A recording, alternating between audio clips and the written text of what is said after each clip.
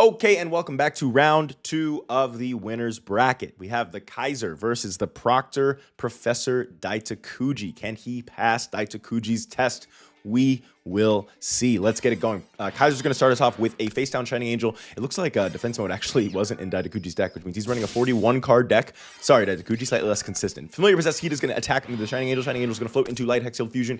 This is, yes, one of Kaiser's combos that is allowing Shining Angel to float into either Proto Cyber Dragon or Light Hex Shield Fusion and then normal summoning. Okay. So Professor Daitokuji uses Spellbinding Circle to stop the Cyber Twin Dragon. It's the anime version, of course. But then the Kaiser uses Metamorphosis to tribute his weakened Cyber Twin Dragon to go into a fully powered Cyber Twin Dragon that can now continue to attack. That is a very interesting play there. Great work, Kaiser. Okay, Daitokuji, what do you have? And oh my god, he has nothing. He's gonna just set in defense mode and try to wall up. Hopefully he'll find a way to get around the Cyber Twin Dragon. Cyber Twin Dragon's gonna attack both of the monsters. And then Kaiser's going to summon a Cyber Larva in face of defense position. This is one of his stally pieces while he usually waits for his combos, but here he's just using it as insurance in case Cyber Twin Dragon dies. Okay, Manjoume getting in on the Cyber Larva, floating into Cyber Larva. And what do we have? What do we have? Iron Draw, drawing 2 and summoning Shining Angel. This is one of Kaiser's draw cards, very powerful there. Shining Angel floating another Shining Angel. Oh my god, it's Manjoume's eternal rival, the floaters, of course. And getting in huge here with 2 Cyber Twin Dragon attacks, leaving Daitokuji with 600 life points. What can he do? Nothing at all. And there it is. An easy game for Kaiser in game 1. All right, in game 2, Professor Daitokuji is going to start us off with Familiar Possessed Asa and a face down card. Kaiser's going to start with Cyber Dragon going in on the Asa and setting a face down card. Now, so far, we have been able to see Kaiser get into all of his strategies. Like, oh, Element Sword. This is a cool card. If it battles a monster with a different attribute, then it gains 800 attack points. So Area gets in on Cyber Dragon. It's good for Daitokuji's deck where he has so many monsters of so many different attributes. He can always find a way to make this live. Going into Familiar Possessed win here, 1850 getting in directly, but the Kaiser has Metal Reflect Slime. Now, as we saw in the first round, this is a combo with Metamorphosis, but also it's just a big wall that your opponent needs some sort of spell type removal to get around or monster removal to get around as well. Element Dragon getting it on the Shining Angel. He does have a Wind monster on the field, so he can attack twice, which means there's not going to be any way for Kaiser to end this Shining Angel chain on a Proto Cyber or a Light Hex Hill Fusion. That's really important for Daitokuji, is that he do not let Kaiser end on one of those pieces. Oh no! Oh no! Oh, but okay! So the Kaiser has the incredibly powerful, we talked about it in round 1, Wall of Disruption. This is like a semi-academy level mirror force, but Daitokuji is able to get around it and ensure this Light Hex Hill Fusion cannot stay on the field with Area the Water Channeler. When a water monster is destroyed by battle, you can special summon this card from your hand. Now, because Area the Water, Familiar Possessed Area was destroyed, he can go into Channeler and now get over that Light Hex Hill Fusion and make sure that we do not have a Cyber Twin Dragon coming down next turn. Now, unfortunately, Daitokuji does have 2 monsters with 0 attack points in attack mode here, but the Kaiser has Pot of Avarice, which is a great card in his deck. He's got so many Cyber Larvas and Shining Angels that are always going to the graveyard. Pot of Avarice not only giving him a Soul Taker on the Metal Reflect Slime. Okay, and now we finally have getting in big here with Daitokuji. Not only being able to draw 2 cards, but also allowing him to recycle so that he can continue to solve with Shining Angel and Cyber Larva until he draws his combo pieces. Oh no, that looks like a Cyber Jar face down. Daitokuji's trying to go for a game, which is why he normal summoned that, even though you normally wouldn't do that, but it's Cyber Jar. Oh no. Now Daitokuji gets some pretty good draws here. He gets Pre-Preparation of Rites, which means if he has Furin Kazan, then he does have combo here.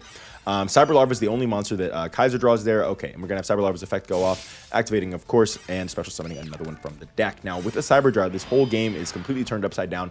Pre-Preparation of Rites, one of the most powerful cards in the entire game, searching his Ritual monster and his Ritual spell from his deck. Future Fusion activating here, and then setting a Cyber Larva face down is weird. Dust Radiant on the Future Fusion is good here, making sure he cannot go into his Cyber Twin or Cyber End Dragon next or in 2 turns. And then okay, I'm still not sure why you said, I mean, you pretty much always want to summon that in face of defense position. It doesn't matter that much to make a difference. Cyber Dragon coming down, and Elemental Absorber, he has the Light Banish. Okay, this card is actually quite good. Now, at this low level of play, it's a pretty horrible card otherwise.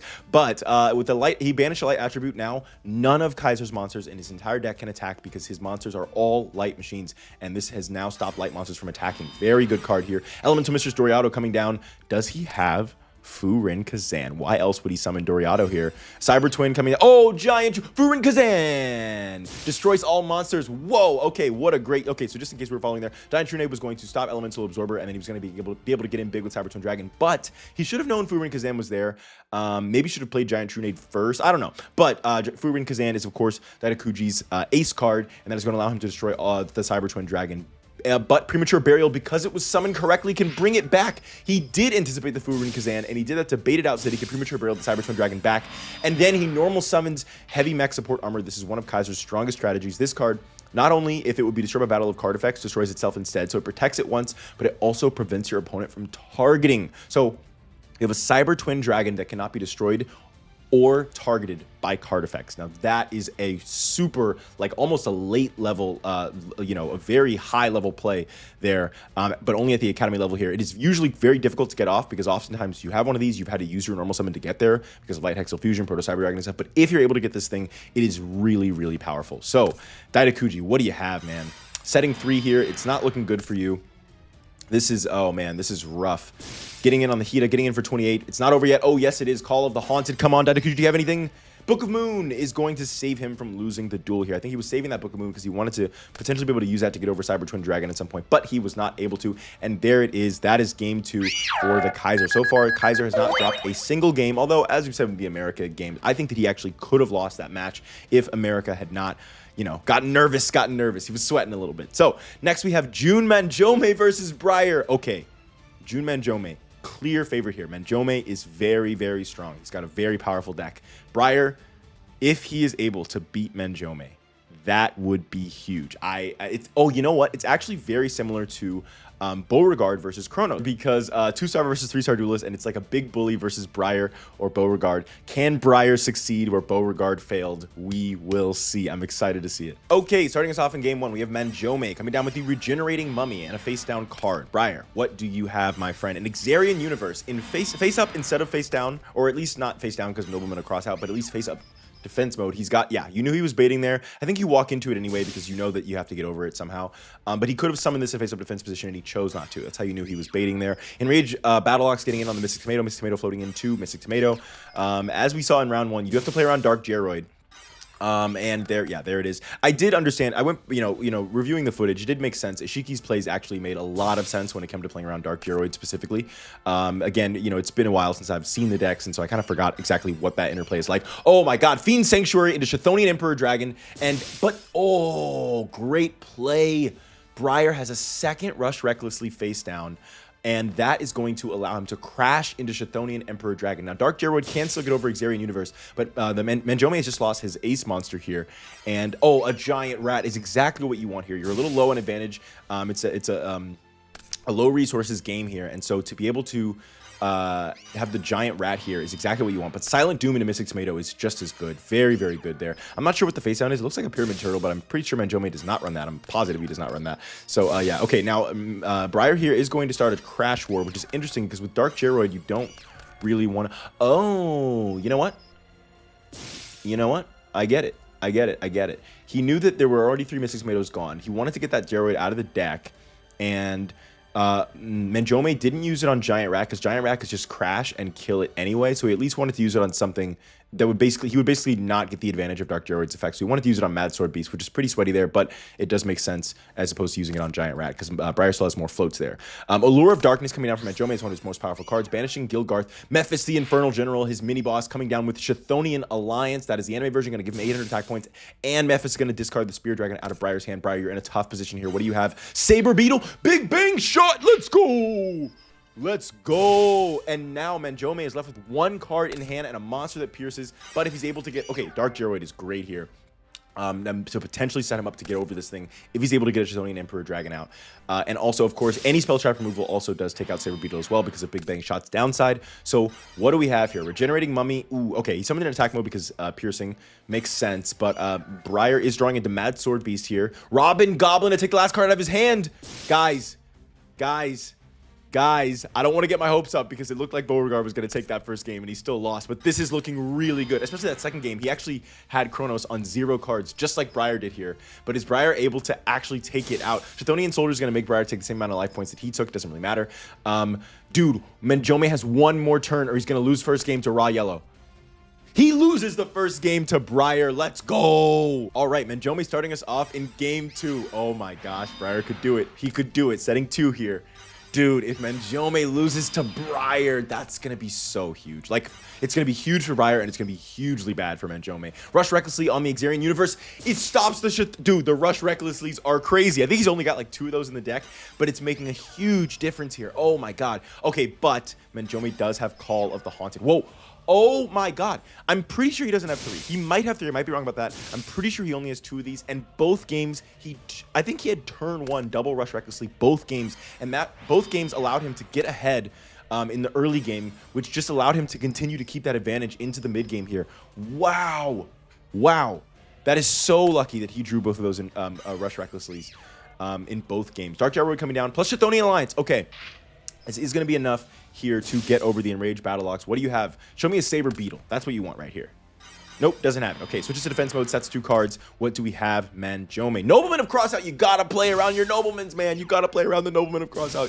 Michizure is not bad. It's not bad. Now, if you can get an Xarian Universe, something you can hold off this Regenerating Mummy. What do we have? Hopefully, okay, there's only 1 Nobleman in the deck, so that's why you can set now. You're good to set. The Obelisk Blue Boys, man, you gotta play around Nobleman. You just have to. Knight Assailant face down is scary here. Rampaging Rhinos! Let's go. Okay, now, a Mephist or a Chthonian Dragon is really bad for Brier, because he can flip the Knight Assailant, destroy the monster, and he has the Mephist, exactly the worst card, because it discards the last card out of Brier's hand, and now Brier is top decking. That was exactly what I was hoping Manjoume didn't have there, and he had it. So, setting a face-down card here. That could just be a bluff because you don't want Mephist to discard out of your hand, and that's what it looks like it probably was. It's your last turn, Brier. Come on. Come on, Brier. Last turn here. Mad Sword Beast in attack position. And, okay, he actually has 3 Rush Recklesslys. Okay, my bad. Good work, Brier. Okay. Yeah, and he drew all 3 of them. That's so lucky for him. Missing Tomato is great here. That is so good for Manjoume. And now he can get in 50 life points left. Brier, what do you have? Can you come back with 50 life points left? And you cannot. Manjoume takes game 2. Guys, even with all 3 Rush Recklesslys there, Manjoume was just too strong for him. Now, going to game 3. Okay, starting us off in game 3, we have Brier with a set monster. Manjoume, what do you have? Allure of Darkness. It's great turn 1, banishing the Dark Gyroid, getting him with Regenerating Mummy on the face-on monster. Giant Rat's going to float into Rampaging Rhinos. That's what he does. Yes, sir. And Manjoume has no face-downs. Okay. Giant Rat coming down, Rampaging Rhinos into the Regenerating Mummy, Giant Rat indirectly. Brier's got a bit of an early lead here, but Manjoume still has a ton of cards, so we don't know exactly how this is going to play out. Silent Doom on the Regenerating Mummy. He's going to tribute it for Chthonian Emperor Dragon. There it is, his boss monster coming down, getting in the Rampaging Rhinos, and let's see here. Now, if Brier has Rush Recklessly, I was going to say because he can use... that's exactly what I was thinking was Rampaging Rhinos gains the attack points when it declares the attack, not when it is attacked. So if that is Rush Recklessly, and he had another one, which he exactly did. But premature on Chthonian Emperor, you can normal summon it now and attack twice. Kunai with Chain. Wait a minute, Brier. Okay, Tribute to the Doomed. Okay, does Brier have a way to get over 1,500? If you can get over this 1,500, you might take the game. You have the Enraged Battle Locks. Okay, Brier can take the game here. Dude, Manjoume.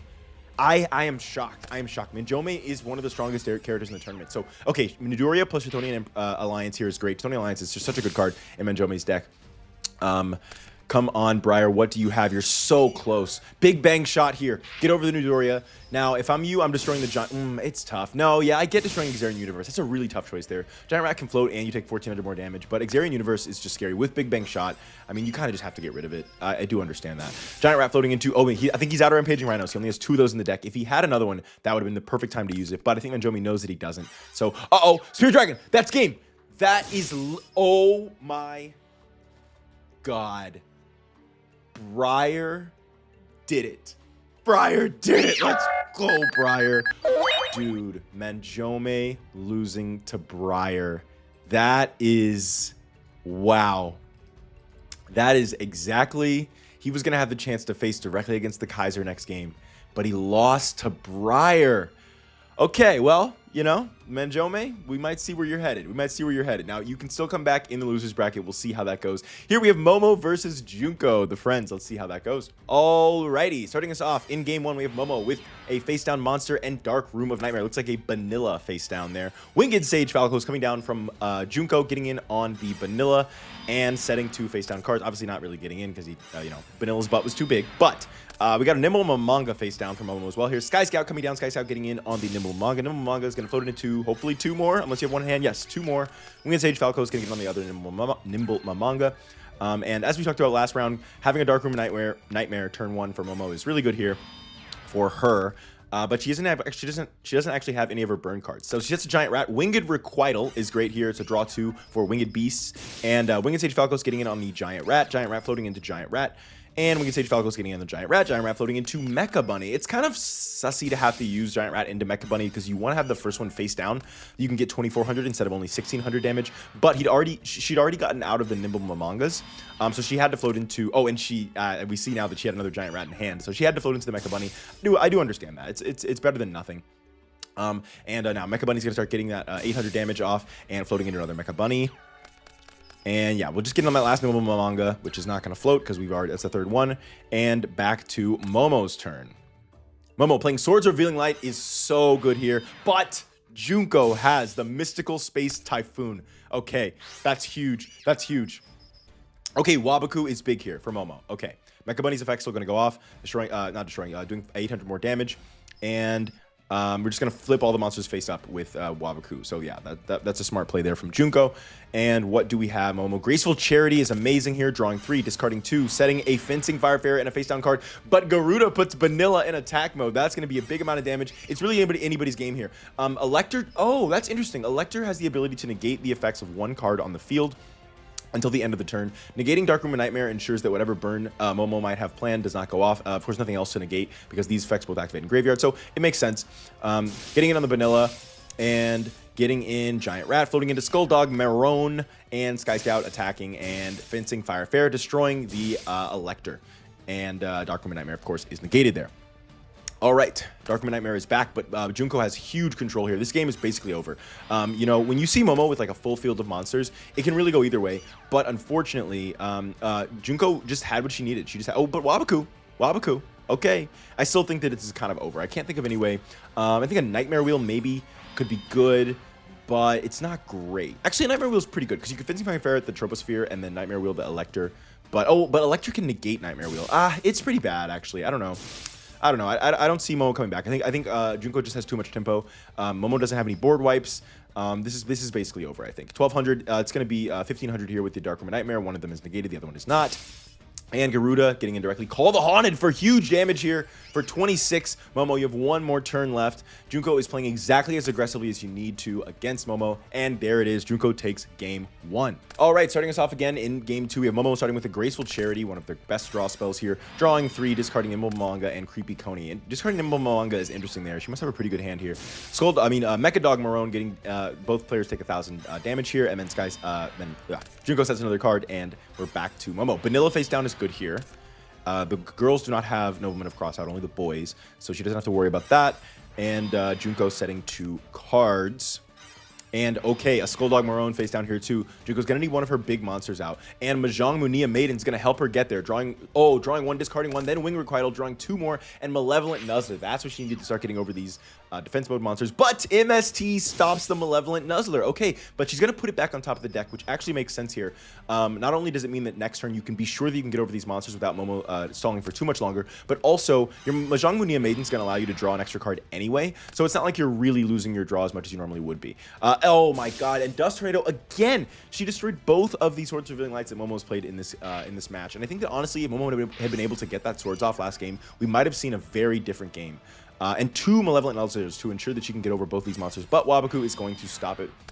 Momo, you're not looking good here. Junko just kind of has everything she needs. If Junko is able to get into Elector, Troposphere, or the Malevolent Nuzzlers, then she's able to get over Momo's defenses, because Momo's stall is basically Swords Revealing Light, Waboku, and Trap Jammer on the Waboku. It makes sense because there's not that many traps in Momo's deck here. But yeah, it's just high defense monsters aside from those other stall cards. So, there's definitely many versions of this match, I'm sure, where Junko doesn't get into Malevolent Nuzzler or Elector or Troposphere, and then she's kind of has to just sit against Momo's defense mode monsters. But in both of these games, Junko kind of got exactly what she needed. Another Troposphere coming down, hitting into the Giant Rat floating into Giant Rat. Garuda getting in on the Giant Rat floating into Giant Rat, and Troposphere getting in on the Giant Rat floating into Skull Dog Marone, Sky Scout getting in the Skull Dog Marone, and what do we have? Drawing 1 card here, and summoning Fencing Fire Fair getting on the Garuda the Wind Spirit, and what do we have? Junko.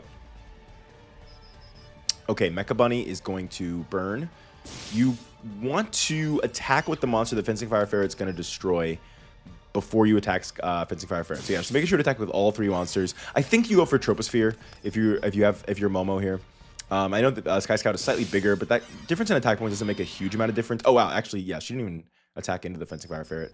Oh, it's a Manjoume Maidens again. You're just gonna draw and discard whatever you draw. I don't know about that one, but yeah. And then setting Vanilla face down. I think that, yeah, the Manjoume Maidens is really good against Momoe specifically because it just makes sure that you can really just start mining through your deck and getting into the cards that you need to be able to defeat her. Nightmare Wheel finally comes down. That's what I was going to say is that's why, oh no, call it the Haunt on the Troposphere. That's why I'm saying you have to go for Troposphere with Fencing Fire Ferret, even though Sky Scout is bigger, because you're saving for Nightmare Wheel. And she did actually get the Nightmare Wheel. Unfortunately, the Call of the Haunted, and that's game, no. Momo is 2-0'd by Junko. I think that they're pretty evenly matched. I think that could have gone either way, but Junko drew well, and those Manjoume Maidens really do help. I think that, I don't know, I think probably maybe it's 60-40, 70-30, something like that, but I think that it could have definitely gone either way. So next up, oh snap. We have 2 3.5 star duelists against each other. Tyranno Kenzan versus Asuka Tenjoin. Asuka has had a hell of a bracket right now. She has had to take on Kunisaki and barely scraped by, and now she has to take on Kenzan.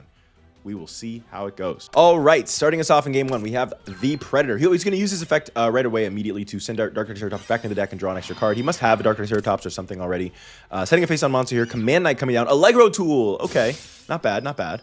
And Command Knight getting in on the Giant Rat. Giant Rat is floating into Baby Ceresaurus. That means he must... Baby Ceresaurus, he doesn't really have a way to proc this on his own. I think that he's doing this because he's tributing for Dark Triceratops. And again, he drew another one and put it back in the deck. That's how you know he's got one. Yeah, he's got one. He's got one. He's going to remember to use the effect this time of his skill card and then attack into the Command Knight. Asuka, what do you have? Oh, Cyber Gymnast is great here. That's exactly what you want. Seismic Shockwave, this card is pretty bad. Yeah, so Kenzan does still have some of these... you know, it's low power Yu-Gi-Oh, you know? Low power dual monsters, sorry. Saber Ceresaurus is exactly what you want to get over that Cyber Gymnast. That thing can be pretty scary, so that's pretty good there. Warrior Returning Alive on the Command Knight is good here. Oh, and then Fusion Sword Mirror Same Blade. Okay, that gets over the Sabersaurus. And also, well, I was gonna say no. If he's able to get Dark Triceratops back out, then that will be able to get over it because of his skill card specifically. Fossil Dig into Sabersaurus, smashing ground. Oh my gosh. Okay, this is a back and forth duel. Sabersaurus getting in directly. Asuka, what do you have? That smashing ground puts you really far behind. Okay, setting 2 here. We have Kenzan drawing. Seismic Shockwave is... Oh, I forgot about that part of the effect. Oh, yeah, that's pretty good. Okay, Dark Triceratops now coming down, getting in on the Warrior Lady of the Wasteland. Warrior Lady of the Wasteland floating into Cyber Gymnast. Oh, my God. The Dark Triceratops' eternal rival, the Cyber Gymnast, man. This thing is so good. Oh, my body is a shield! Dude, okay. Now she does have Future Fusion, but man, can she survive 2 more turns? That was a great back and forth there. Having to discard Rhoda really sucks, but I do understand. I think that it makes sense to save the Future Fusion there, especially when you don't know that my body is a shield is face down. But is it going to be enough? We will see. We will see. He keeps drawing into that Dark Triceratops. He does not want that. Put it back. Uh-oh, this is exact damage, and there it is. Asuka is okay. All right, Kenzan takes game 1. Okay, Asuka starting us off in game 2 with Graceful Charity, drawing 3, sending 2, Cyber Gymnast, and Double Passe. Future Fusion coming down and setting a face on monster. Sending the Cyber Gymnast is after it was the kind of the MVP of the last duel is interesting. I'm interested to see how... oh, because she already had one. There it is. Yeah, I was going to say, there's some reason that she did that. I'm sure she must have a good hand, but it's because she had 2 Cyber Gymnasts. Future Fusion is going to activate. That's going to send Cyber Blader and that's well Cyber. Cyber Gymnast is going to use this effect. Very good there to get rid of the Giant Rat without allowing it to float. That does make sense by sending Cyber Prima there. And also Cyber Prima, if you summoned it, would get rid of your own Future Fusion, so you wouldn't want to do that. DD Warrior Lady gets in directly and then sets another Giant Rat. Oh, Future Fusion, there it is. Cyber Blader is here. And now Rhoda for... Uh-oh, a double Cyber Blader. Okay. Wow. Now, this is where I think, she's gonna do it. There it is. The thing is that I feel like in a lot of advanced format, historic formats, I think DD Warrior Lady was very, very commonly used to banish floaters like Giant Rat because it was so much more about card advantage and tempo and things like that. I think that we're still at a point in the game in this series where it's not the same kind of resource grind. It is still the resource grind that we know from real life Yu-Gi-Oh! But so much of it also relies on making sure that you can out your opponent's big guys. And so I think that so often we see DD Warrior Lady not doing something like banishing Floater and being saved and just allowing them to float, saving it for Dark Triceratops and Ultimate Tyranno, something like that. But especially when you have 2 Cyber Bladers on the field, especially when you have the Cyber Gymnast already too, I do understand doing that, and because you're going to get so much damage here. That was a really good play there, and I think that it's fun to see someone use DD Warrior Lady in the way that it kind of is. You know, I think that that's a much more accurate depiction of how DD Warrior Lady was used historically there. Anyways, okay, now we're getting in big here. The Black Stego is destroyed. 800, 1100, 21. Kenzan, can you come back? Is this game? Gaining a little more life points there, but Destroyer Saurus, okay. This could be something. What do you have? Oh, Volcanic Eruption! Unfortunately, Volcanic Eruption has to be played during your end phase, so any monster takes it, and she's got Rhoda. So, Asuka takes game 2. All right, we have a game 3. You know I love a game 3, folks. Kenzan drawing and setting 2 monsters. Let's see here. Asuka's going to draw, set a face-down card. And Kenzan's drawing again. Giant Rat getting in, Sabersaurus getting in. I've just realized, Asuka didn't summon any monsters. That's kind of crazy. I think she's saving. She must have like 2/3 of the way to a Cyber Blader or something, because that's wild that she didn't summon any monsters. Okay, Blade Skater, Allegro Tool. Oh, okay. She wanted to normal summon to get Electro Tool off before going into Cyber Blader. That was great. That was great. And then, I mean, Volcanic Eruption wouldn't have done anything there anyway. But now she has a big Cyber Blader on the field. This thing is scary. Earthquake, as long as he's got 2 monsters, that's enough. That'll do it. And he's got the new Ultra Evolution into Ultimate Tyranno. Let's go. This card is awful, but it is one of Kenzan's signature strategies. Using new Ultra Evolution, sending Eagle Eye to summon Ultimate Tyranno from the hand. Now, Smashing Ground is interesting here, right? Oh, Kenzan has game. Kenzan has game. He Earthquaked at first because he was planning to just get over Cyber Blader, because if you have 2 monsters on the field, then it can be destroyed by battle. So he's planning to attack with Giant Rat and then get in with Ultimate Tyranno. He did the math after he summoned the monsters and realized that he had game. There it is. Kenzan takes game 3 in 5 turns. Asuka 10 join. Man, I mean, she, again, a super hard bracket for her. But yeah, not coming today. She's going into losers bracket in the 2nd round here. Oh, nope, wrong person there. Sorry about that. All right. And she would have had a chance to face off against her friend there, but unfortunately, Tyranno Kenzan is going to take that spot. Okay, next we have the Battle of the Minds, Kagurazaka versus Misawa. I think it's going to have pretty important ramifications. I mean, it depends on how the tournament ends up playing out at the end. But Kenzan defeating Asuka is big here because it's one of the genetic experiments defeating a famous duelist. Again, the whole world watches these tournaments. This is a very important tournament for investors, for families. It's a status thing. It's very important. And so, you know, when the Obelisk Blue students lose, especially depending on who they lose, I mean, Manjoume and Asuka both losing back to back there. Basically, I mean, there was the Momoe Junko duel there to a raw yellow and to a genetic experiment. I think this is important for setting up. I mean, what it does is it sets up the threat of the genetic experiments as it relates to the rest of the world. They're seeing their power on full display, as we did talk about in those intro videos. And so, you know, man, he just defeated one of the biggest names in. I mean, aside from Rio, Asuka is the biggest name at Duel Academy, and so that's big. Okay, I'm loving that we have Asuka versus Kenzan and then Kagurazaka versus Misawa. This is the strongest Duel Academy has to offer, besides the Kaiser, of course, and the strongest, some of the strongest that the genetic experiments have to offer. So it's a really fun situation here. Okay, so we got Rogue Doll turn 1. Misawa goes into Akashic Record, summons 7 colored fish, that's a face down card. And what were the 2 cards that Misawa drew there? Creature swap and back to square 1. Okay, we got Apprentice Magician face down from Kagurazaka. Mother Grizzly coming in. 7 colored fish getting in on the Apprentice Magician floating into Apprentice Magician, and Mother Grizzly getting into Apprentice Magician and floating into Apprentice Magician. Okay. Setting a face down card there from Misawa. And Destroyer Golem is interesting here. Maybe just to attack the Mother Grizzly. He might have some face downs though as well. Ocean's Keeper, special summoning itself. That's probably, I mean, maybe he has a Cranium Fish.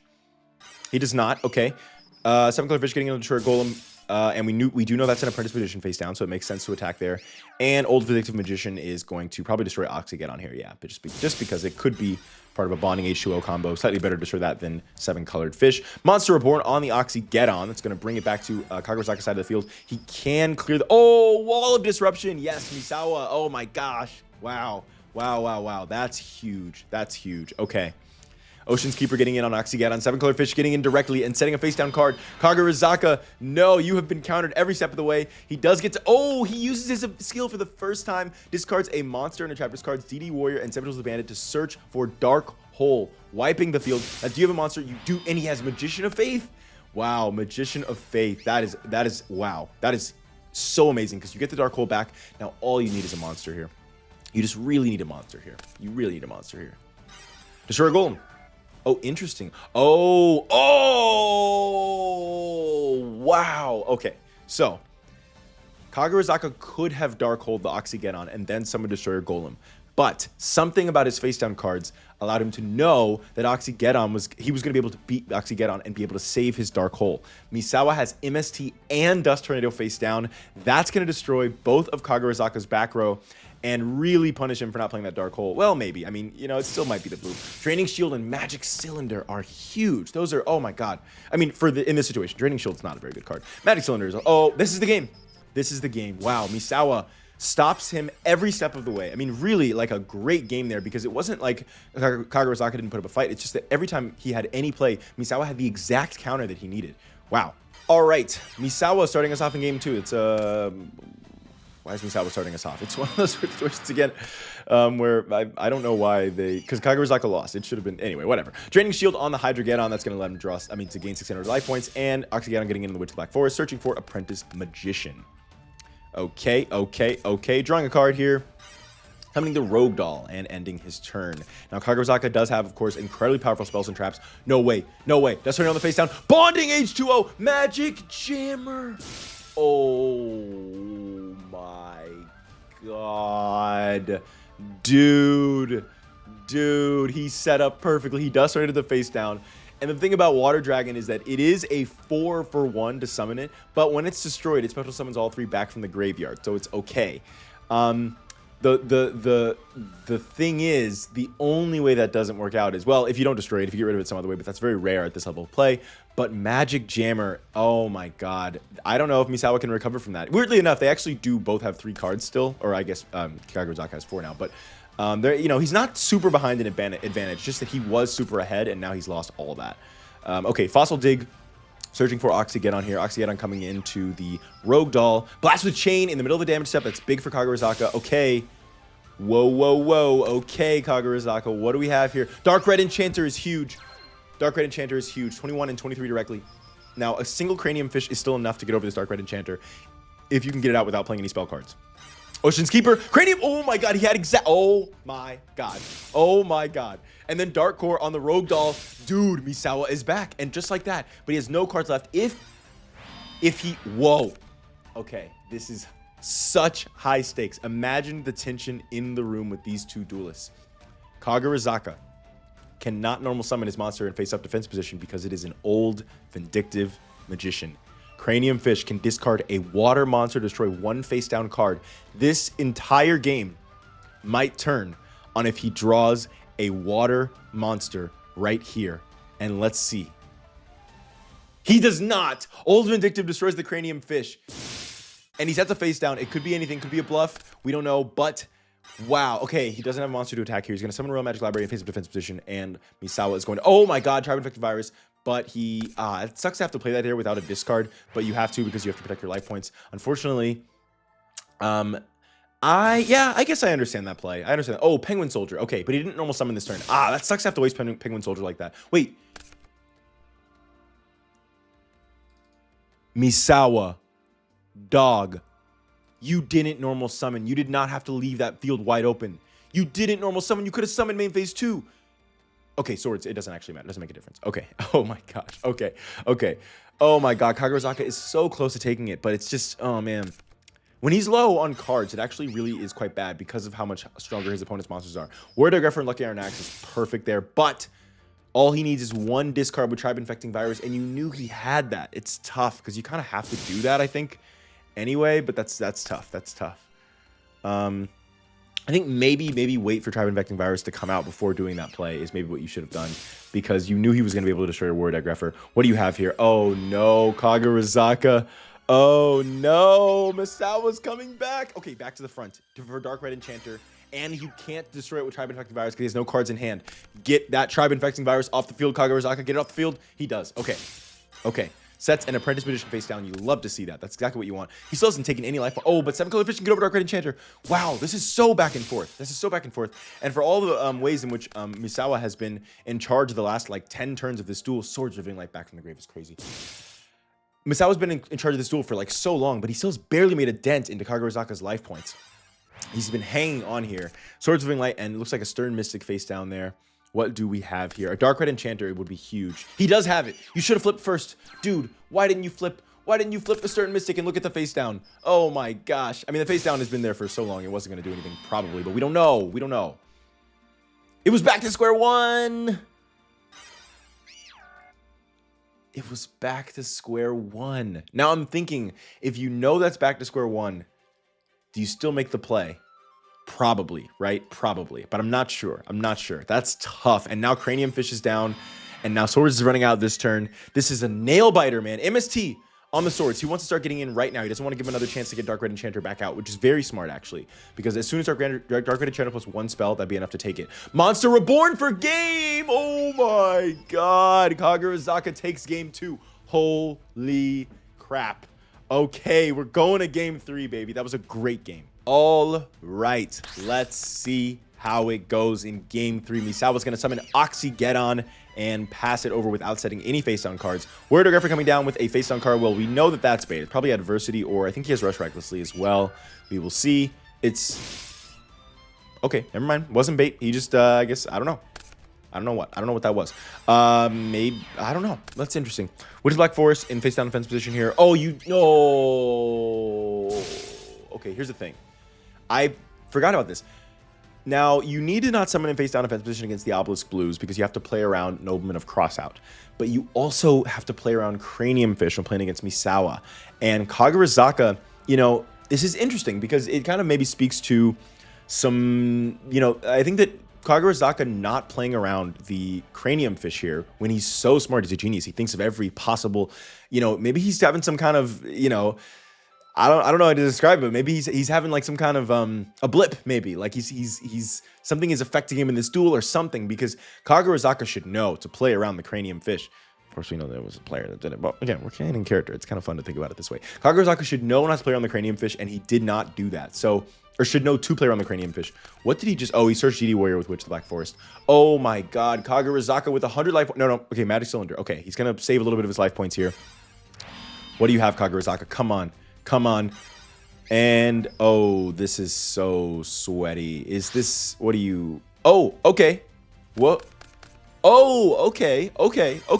And then setting Adversity. Okay. That was cool. He used the Legend to search Adversity. And then Dark Core. That's the game. Misawa takes game 3 in a relatively easy game. And there it is. So it seems the battle of geniuses that Kagurazaka had some kind of issue during the duel. He kind of, you know, he is definitely smarter than Misawa. He is like supernaturally smart. But, you know, you know what I'm thinking? One way to think about it, maybe Misawa. Okay, so Misawa, maybe he can read people, and Kagurazaka is not as good at reading people. As you know, Misawa can understand, you know, there's not multiple dimensions of quote unquote genius, whatever that really means. And maybe Kagurazaka was really focused on the card strategies and the percentages and maybe these things. And Misawa, you know, his genius was a little bit better because he has more of a history socializing with other people, and he's able to read people maybe a little better than Kagurazaka. I don't know, maybe not, but that's just something that's kind of fun. Anyways, next up we have Hayato versus Taira. Oh my God, the genetic experiments are all back to back here. 3 out of the 4 moved forward, and so Taira versus Hayato. We will see how it goes. So I think the other big loser in that game, weirdly enough, was Asuka, right? Because I mean, obviously Kenzan is stronger than Kagurazaka rating wise. But I think Asuka, again, because of how important it is to be these noble big families, Asuka losing to a genetic experiment right before Misawa beats a genetic experiment, not good for Asuka there. Not good for House Tenjoin. Obviously, Asuka doesn't care about House Tenjoin, but it does still, you know, no one else knows that she's secretly not loyal. So it does not look good for their house. Okay. So Taira's going to start us off with Pot of Greed. Oh, that's so dastardly. But he doesn't have a huge draw chain here, just setting 2 cards here. Oh my God, first turn Master of Oz. Now look, Hayato, you are most likely going to get absolutely demolished in this duel. But if you weren't going to get demolished, one of the ways to not was going to be to first turn Master of Oz. That might be one of the only ways that you are able to not immediately lose this. Helping over for combat gets in on Giant Rat. And Enraged Muka Muka does as well. Now, the Master of Oz is too big, even for Enraged Muka Muka here. Now, he does have a set card. I don't know if Taira has that many battle traps, though. I'm interested to see what that set card could be. He does have a few. He does have Shrink. He does have Shrink. And, oh, man, that's rough. That's rough for Hayato. I think that's the game. I think that Master of Oz staying on the field was really the only way that Hayato had any chance of taking this. I'm thinking, but we'll see. Enraged Muka Muka just attacking the Nimble Among there, even though it's going to float, because, you know, you want to do a bunch of life point damage while you can there. The downside is there's potentially like a big, oh no, I was going to say big Koala, Lucky Iron Axe maybe, now that he's got 2 extra tributes that he could maybe use to get over the Enraged Muka Muka, but no. Okay, oh god, he's going off now. He's going off. He's going crazy. This is what Taira does. Jeez, look at that hand. Look at that hand. Hayato, you just can't compete. Death Koala! Wait a minute! I didn't even think about this. Death Koala is the ultimate Taira counter, right? Death Koala. Dude, if Hayato could draw like 3 Death Koalas first turn and survive like a little bit, you know, that is one way. If Taira goes into his long draw chains, that could be one way to really defeat Taira, actually. Okay, that's probably going to be the game, right? Maybe not. He still needs a little more damage on board, I believe. Jar Turtle. Okay. Yep, that's gonna be the game. Yeah. Drawing 4 here. That's gonna be the game. That's definitely gonna be the game. Oh no, he has more. Oh no, that's still game. It's still game. He had more than 8,000, and it was still game by 100 extra life points. Taira takes game 1. Okay, starting us off in game 2, we have Hayato with the Death Koala turn 1 and Poison Fangs. Okay. Go into a long draw chain here and then make Death Koala do a ton of damage. Now, okay, he didn't do it here, but still 1,600 plus the Poison Fangs. That's 700 for damage, and then 1,600 for Death Koala's effect. Not bad. That's a lot of burn there. And setting 2 from Taira. He doesn't have a long draw chain here, so it's a little bit of a slow start for Taira. This is not bad. Good Goblin housekeeping is interesting there. And then Helping Robo. He's doing a lot of drawing and recycling back into the deck with Good Goblin and with Helping Robo. Okay, sets 2 cards face down. What do we have? Hayato, a second Poison Fangs. Now, man, he could really... Okay, Morphing Jar is crazy here. I'm curious to see how that's going to end up. Now, that's really just who knows what's going to happen now. That's the second counter on Shard of Greed, I believe. He just got a whole new hand. I think that this game is over. I think that... The Morphing Jar go into the Shard of Greed, into the double Upstart Garden, into the Jar Turtle, into the Jar of Greed, into the Savage ability, into the Convulsion of Nature, into the Archfiend's Oath, into the next another draw. Yeah, this is where if you had a Death Koala effect, it would go crazy. But unfortunately, oh my god, he discarded off of Morphing Jar into the Enraged Muka Muka, and he can use it to destroy this Death Koala. Okay, Poison Fang's the third one. Now, oh man, it really doesn't take that much more damage here. That's going to be 1,600 damage from this attack. See, like... If Hayato can hang on for a little bit longer and get like 2 more Poison Fangs procs, I mean, it could be game. Like a Master of Oz here would take the game. If he can just, oh my god, another Jar Turtle. Oh my god. Oh my god. Now he's so low here. Dude, it's not a given that Hayato loses here, right? If he can survive a little bit longer, it's not a given because of Poison Fangs, because of how low he is. MST on the face down is interesting. Oh, okay. Oh, because he's got to get rid of his hand size there. So he's just gonna start chucking MSTs at the wall here. That's gonna be game. I'm pretty sure there. Yeah, there's no way. Fissure. Yep, that's the game. Oh, come on.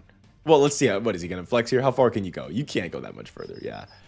And there it is. Taira 2-0's Hayato. That was probably expected, but it was cool to see how Hayato had a potential path to victory, even if it didn't actually materialize. Next up, Chronos versus Judai. Hell yeah, let's see how that goes. Okay, starting us off in game 1, we have Judai with E Emergency Call. Gonna go into Bubble Man, right? Yep. And then summon it in face of defense position, draw 2.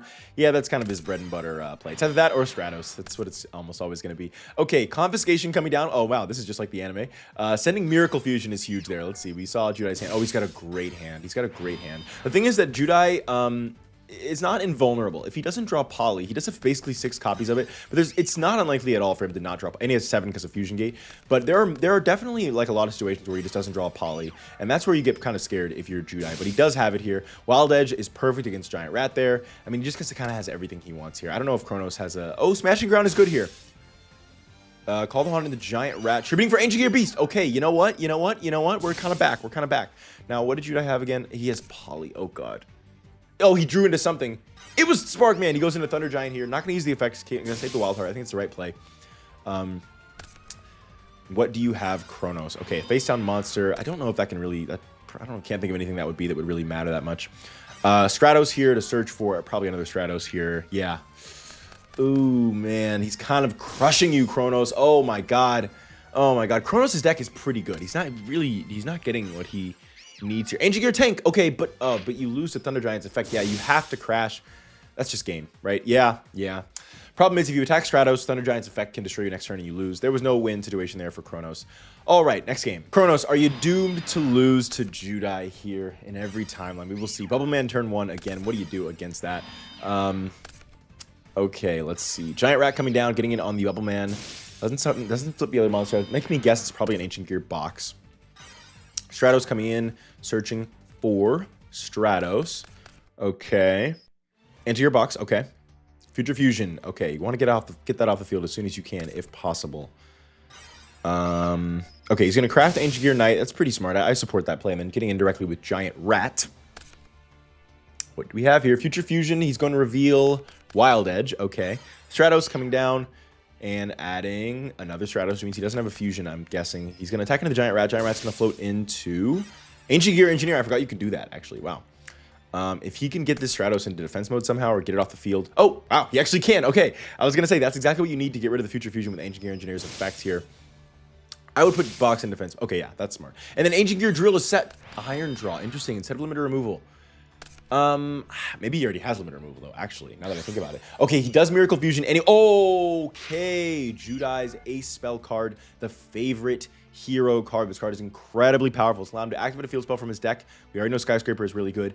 And this is going to prevent his Wild Edge from being targeted. So now Chronos has to get Wild Edge off the field without targeting it.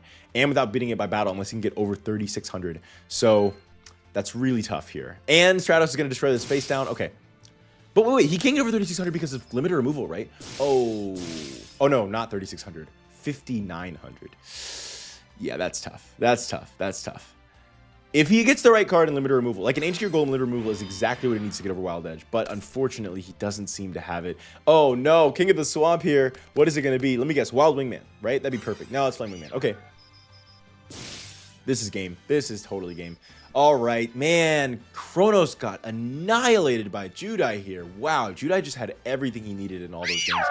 Jeez. Okay, Chronos, you have now officially lost to a Slifer Red student, buddy. That is not good for you, pal.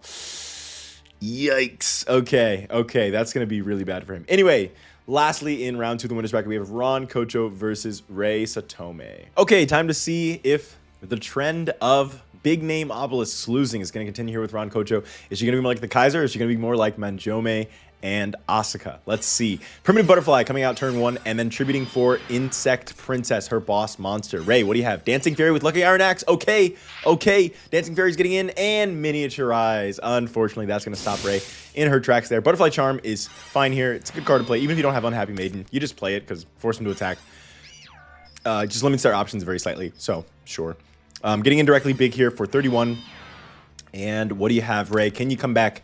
You are down early here. Fairy Archer using its effect to do a little bit of burn instead of attacking here and then setting another face down card. Are you baiting or... Okay, Wabaku. Okay, Dust Tor...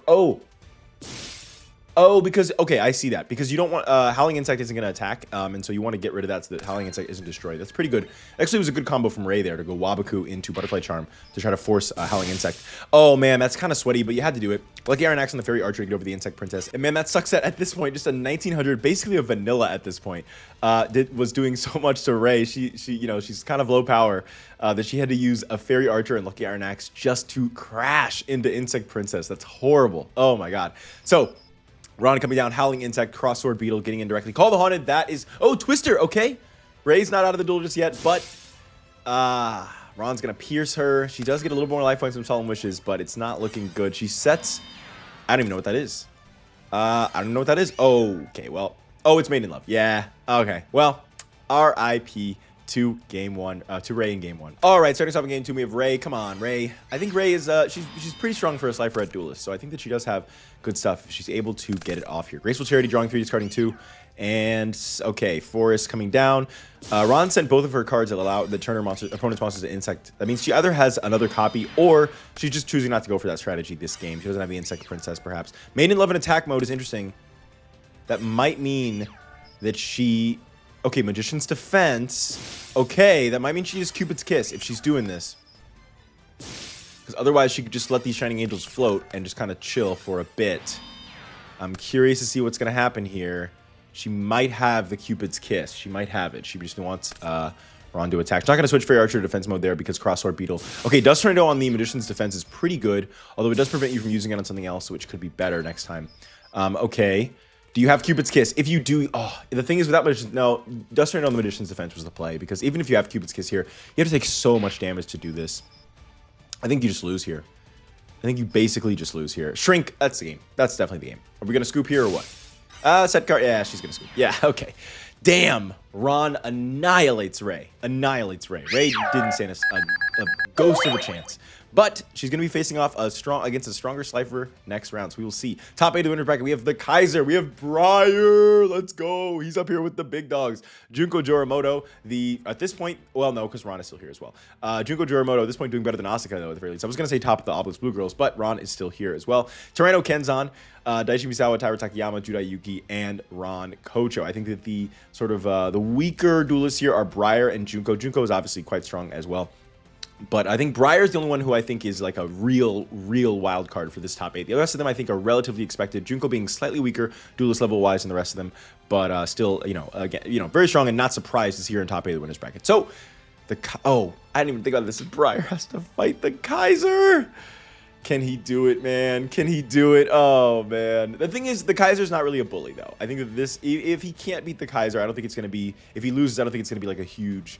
It's not going to be, hugely demoralizing. And he might even enjoy it. Maybe they'd enjoy the duel. I don't know. We'll see. Alrighty, starting us off in game 1, we have Brier. Brier's going to set an Xarian Universe face down. No face down cards. Ooh, you really do want to have those, especially against the Kaiser. Okay, but the Kaiser doesn't have much either. Future Fusions, turn 1, and then sets a face down of his own. Okay, Enraged Battle Locks coming out. Xarian Universe. Yeah, okay, getting in big damage here. Shining Angel. Do not attack the Shining Angel. Okay, very smart, Brier. Very smart. Very smart. Do not let him end on a Proto Cyber Dragon or Light Hexel Fusion. Future Fusion coming down, sending all 3 Cyber Dragons from the deck to the graveyard. And next turn, Cyber End Dragons coming out. What do you have, Brier? Do you have a way to stop it? You do not. It doesn't look like you do, man. Maybe you'll do his main phase 2. Maybe you're gonna lull him into a sense of security and then take it all away. Okay, he goes into Cyber Larva here instead of. Oh wait. No, I think that maybe he doesn't have any more Light Hexel Fusions in the deck. Maybe he's got them all in his hand, but you should have gone to Light Hexel Fusion, assuming you have Proto Cyber Dragon, which would be the reason why you're even doing all of this. If you had Proto Cyber Dragon and you went into... Okay, just to clarify what was going on there. So you... Oh, I didn't mean to look a little bit there. You go into Cyber Larva here from Shining Angel if you know that you won't be able to go into your Light Hexel Fusion play next turn because they're going to be able to destroy your monster by battle. So you go into Cyber Larva instead and just stall a little bit longer. The problem is, because you had a Light Hexel Fusion face down, he had 1 attack left. If you went into Light Hexel Fusion there, I'm assuming that you have Proto in hand. If you went into Light Hexel Fusion there, either one of them that he destroyed, you would have still had one on the field. So you could have still gone into Cyber Twin Dragon. So I don't know. I'm interested to see why he did that. Maybe he didn't have one in hand, but then why do all of this in the first place? I don't know. Anyway, Cyber End Dragon coming out. Pot of Avarice is so crushing here. Cyber Emergency. Oh no, oh no, oh no, that's the game. Oh my god. Oh my, he did have Light Hexel Fusion in hand. He did have it in hand. Wow. Wow. Brier got crushed. The thing is though, I do think that this game kind of showed off a little bit how much the Kaiser does have to stall to get into his plays. And that's his weakness. He does have these big explosive plays. Power Bond, Limiter Removal, Lightning Vortex. He does have those, but he doesn't always get them immediately. And oftentimes, he has to stall with Shining Angel or Cyber Larva, and that's his weakness. If you're able to get him off guard while he's stalling and get a lot of pressure early game, if you're able to draw into just the right stuff to out his Future Fusions, to out his Metal Reflex line before we can get Metamorphosis, or if you're able to out, it's not impossible to beat him. He does have, that's his weakness. So... we'll see if anyone can do it, but unfortunately, Brier lost game 1. All right, Brier starting us off in game 2, summoning Enraged Battle Locks, setting a face-down card. Kaiser, what do we have? Cyber Dragon coming down, Shining Angel coming down, Cyber Dragon getting in on the Enraged Battle Locks, and Rush Recklessly. Okay, Yeah, that's good. That's good. You're usually not going to get... Rush Reckless is usually not going to be enough to get you over a Cyber Twin or a Cyber End, so you might as well use it there on the Cyber Dragon. Wolf X Wielder attacking a Shining Angel, and he's not... Okay, yeah, do not attack this, yes, as you know. Kaiser, what do we have? Nothing. Okay. So this is what I mean. He doesn't have anything. He's kind of stalling here, and because Brier's playing strategically around the Shining Angels, he's not going to be able to... he's not going to be able to get off any of his combos. Here, he has to go into Cyber Larva to continue to stall while he hopes to get his combo pieces out. The thing is, Cyber Larva, while it doesn't prevent you from taking damage, if you do want to float, then they can still destroy them more. Oh my god, Pot of Avarice. He always draws this card. He's reset all of his stall cards now. And now he draws Future Fusion after putting Cyber Dragon back in the deck. And Power Bond Proto Cyber Dragon. What do you do? What do you do if you're Brier, man? What do you do? 150 life points left, Brier. You're so close to taking this game, man. Oh, no. Brier loses in 7 turns. The Kaiser, man, he's tough. He's tough. He's tough. But I think Brier did a good job. I mean, he really didn't even put up a fight. But he's done a good job so far in the tournament. You know, getting this far is pretty good. I hope he fares well in the winner's bracket because I do love the idea of Brier being one of the stronger duels in the school. So, next up, we have Junko versus Kenzan. Can Junko succeed where Asuka failed? That would be big. That would be really big for Junko. All right, starting us off in game 1, Kenzan. He is summoning Sabersaur, setting a face-down card. All right. Junko, show us something. Setting a face-down monster. I'm going to guess that's a Manjoume Nia Maidens. It defends against Sabersaurus. Oh, no, it doesn't with the Predator ability, nor with Jurassic Roll, which he just got. Oh, no, it's Flying Kamakiri. Okay, okay, okay. Okay, and then you can float into Hunter Owl, right? You have that, right? No, she does not have Hunter Owl. Yeah, sorry. I was working on the next version of her deck. I guess she got it later on. Or maybe it's just in the hand, but... Okay, anyway. Tributing for Troposphere here. Troposphere getting in on Destroyosaurus, and yeah, getting the Jurassic World Chase. Both of our boss monsters out. This is great position for Junko. Volcanic Eruption. Oh my god. Did Kenzan forget about Troposphere, or did he just have to do that? That is so sweaty, dude. He had to use Volcanic Eruption to get rid of one monster. Oh, man. Because Troposphere is unaffected by traps. Oh, wow. Wow. Okay, Junko gets in huge here. Although if he didn't do that, he would only have 1,000 life points left. Dude, is Junko going to take from Kenzan? Oh my god, he's got it again. The new Ultra Evolution Ultimate Tyranno. Let's go. Attacks. Oh my god. Dude, the fact that he's getting off these new Ultra Evolutions.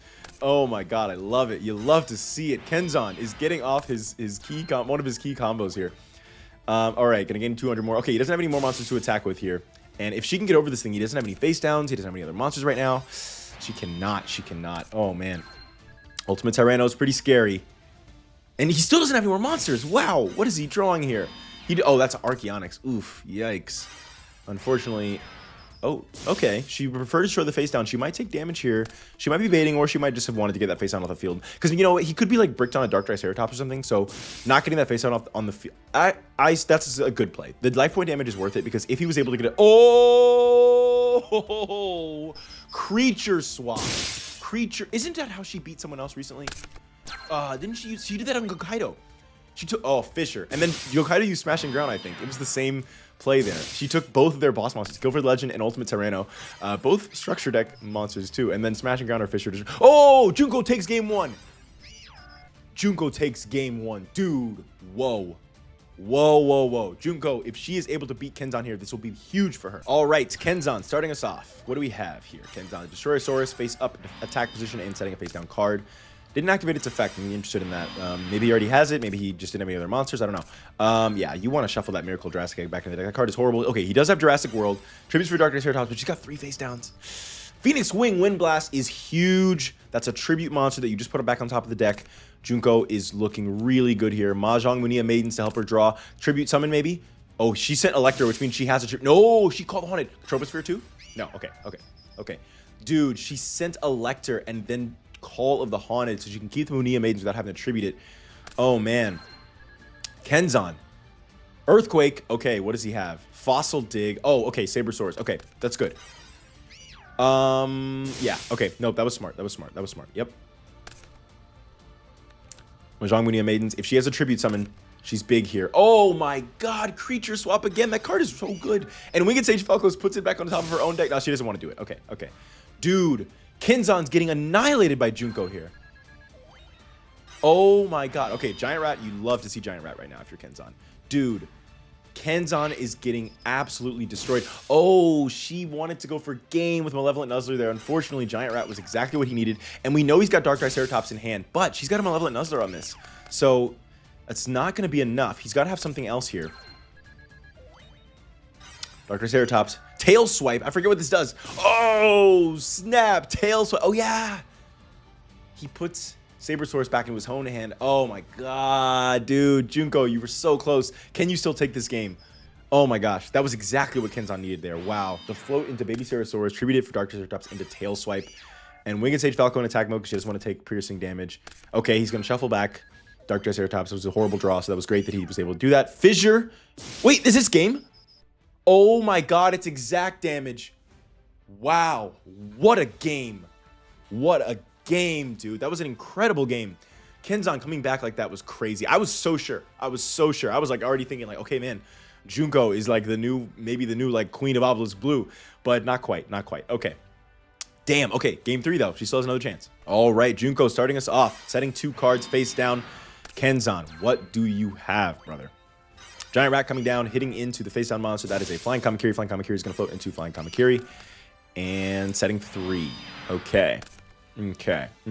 Mountain coming down. I maybe would have saved that for Jurassic World just because, I mean, I don't know. It doesn't matter that much. But, I don't know. It allows Sky Scout to, like, stay bigger than Destroyersaurus. I don't know. Sometimes you want to save your field spell just specifically to out their field spell, although Jurassic World's not that good. I don't know. It was a fun play.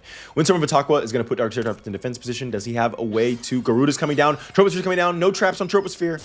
Getting in huge here from Junko. Junko is taking another early lead. She swarms the field. That's what she does. She is very similar to my Kuchaku in the pros. Fossil Excavation is interesting here. What do we have? Oh, and that's... Oh, Survival of the Fittest is huge here. That's going to just... Oh, man. This is a match, dude. This is a match. She is doing a lot better than Asuka did. Wow. Mahjong Minion Maidens drawing, discarding. Okay, Mahjong Minion Maidens was a good float there because it's going to allow you to potentially draw the out that you need. You need an out right now. Oh, and then he shuffled back in for Saber Sarosaurus, doing a ton of piercing here. Oh, no, because its effect is negated. Right, okay. Yeah. Kujaku is the only thing you can go into there. Is horrible. Oh, man. Junko. Are you... Okay, Garuda is... Ooh, this is not good. Okay, she sets the face down, though. She sets the face down. He doesn't want the ultimate Tyranno. It's interesting. It's Spiritual Wind Art Miyabi. Okay, now she is basically out of stuff, but she did put Dark Triceratops back on the bottom of the deck. Okay. Ooh, that's not great. Another Dark Triceratops, of course. That's the exact game, but she has Phoenix Wing Wind Blast. Okay. She is not out yet. Setting a face down card here. Oh, man. Oh, he's shuffling back because he can't summon the Dark Triceratops. Fossil Dig is amazing. Into Saber Sarosaurus. That's plus 200. That's going to be leaving her with 500 life points. Dude, Junko has done so well. Kenzan has her on the ropes. Is this over? Is this over? She hits a card. She doesn't scoop, though. She doesn't scoop. Call of the Haunted for Troposphere. He doesn't have the MS or Dust Tornado. He doesn't have it. Fissure main phase 2. She's back where she was last turn. She was able to draw get one more turn. Junko was so close. She was so close to taking the game from Kenzan there. But man, he is a warrior. He is so strong, and he will be taking on the best that Duel Academy has to offer next. I am so excited for that game. Oh my god, that's going to be super fun. Wow. Okay, next up we have Misawa versus Taira. Taira is going to start us off. We have a set monster. Now, Misawa was able to win the Battle of the Minds, but GX07 the Savage, he's not here. He's not doing the Battle of the Minds. Brute force, just brute strength. So we'll see if Misawa can take down brute strength. And Rage Mukumu getting it on 7 color fish. If Misawa takes 2 GXs down, that's pretty big. That's pretty big for him. That's like international recognition level big, maybe. Because you know, Asuka, Junko, like these big names are losing to them. So yeah, Oxygeddon getting in directly. Like so far, Misawa. I guess Ron beat Mokeo, but he's obviously a lot weaker. Misawa's the only one. Oh, MST I think, yeah, he meant to do that first. I think he just did it now. Okay, Enraged Mukamu getting on Oxygadon. I'm so interested in the ramifications of all this. Let's focus on the duel here. Okay, Jar Turtle face up defense position here. Misawa's Tribe Infecting Virus is amazing. That's amazing. That's amazing. Are you going to do it twice? You're going to do it twice. It makes sense. It makes sense. It's kind of sweaty, but you want to get those things off the field. And 1600 damage here is good. Taira is... Uh-oh. If that's... No, it's not a Giant Rat. If it was a Giant Rat, he would have just attacked. What is it? It's another Jar Turtle. Okay. Using the effect there, it makes sense. It's kind of sweaty. The thing is that... I'm trying to think of what the better play there is.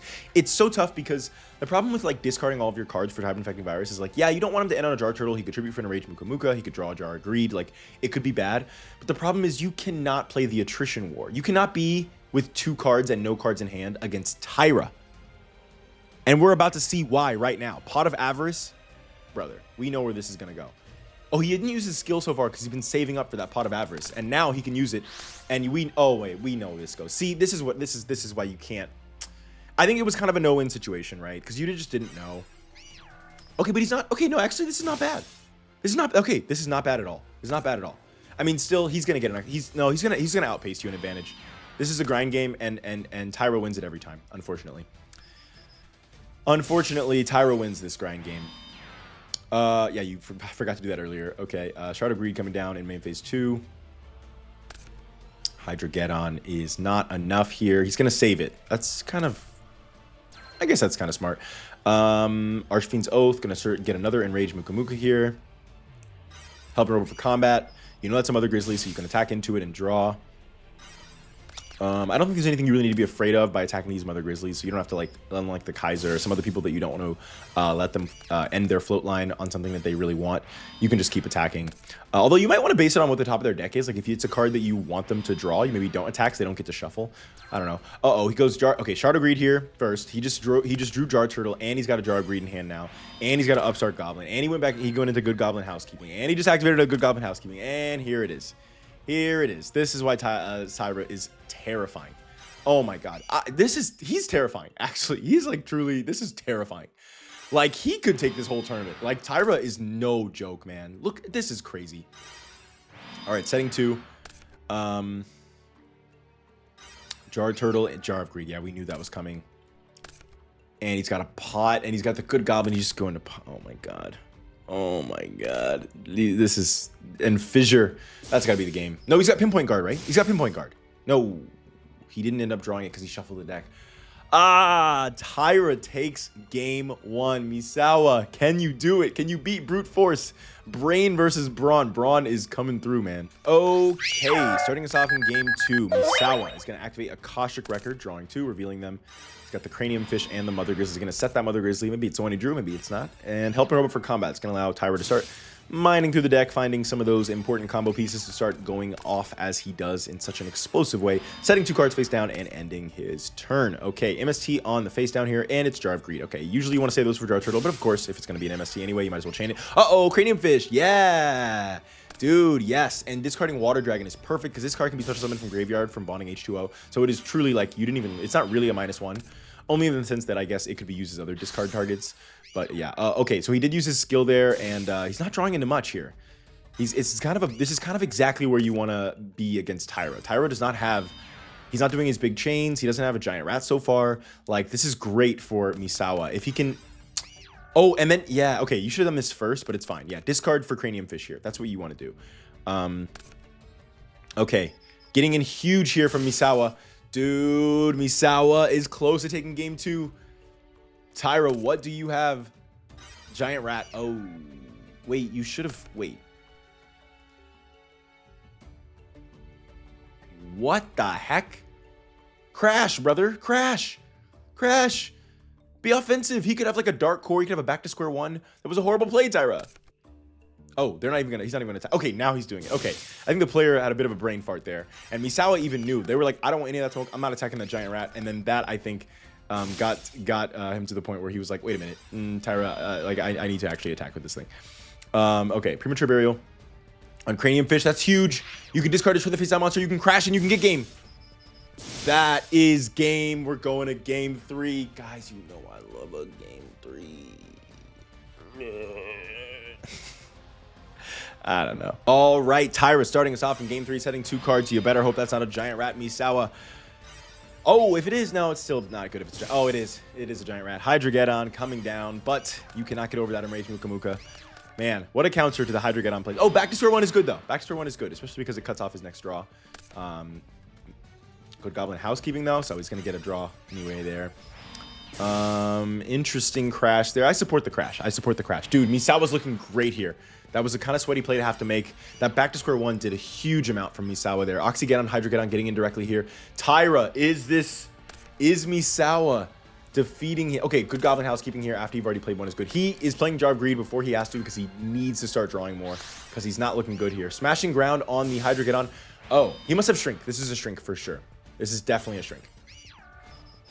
Yeah, okay.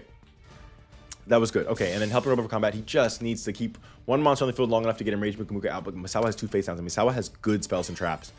Okay, you know what? That's pretty good. I think he has Enraged Muka Muka, but he's going to Muka Muka instead because he knows Misawa has good face downs, and he doesn't want to go all in on a Tribute Summon and then lose that, because that could just be the end of the game. So, all right.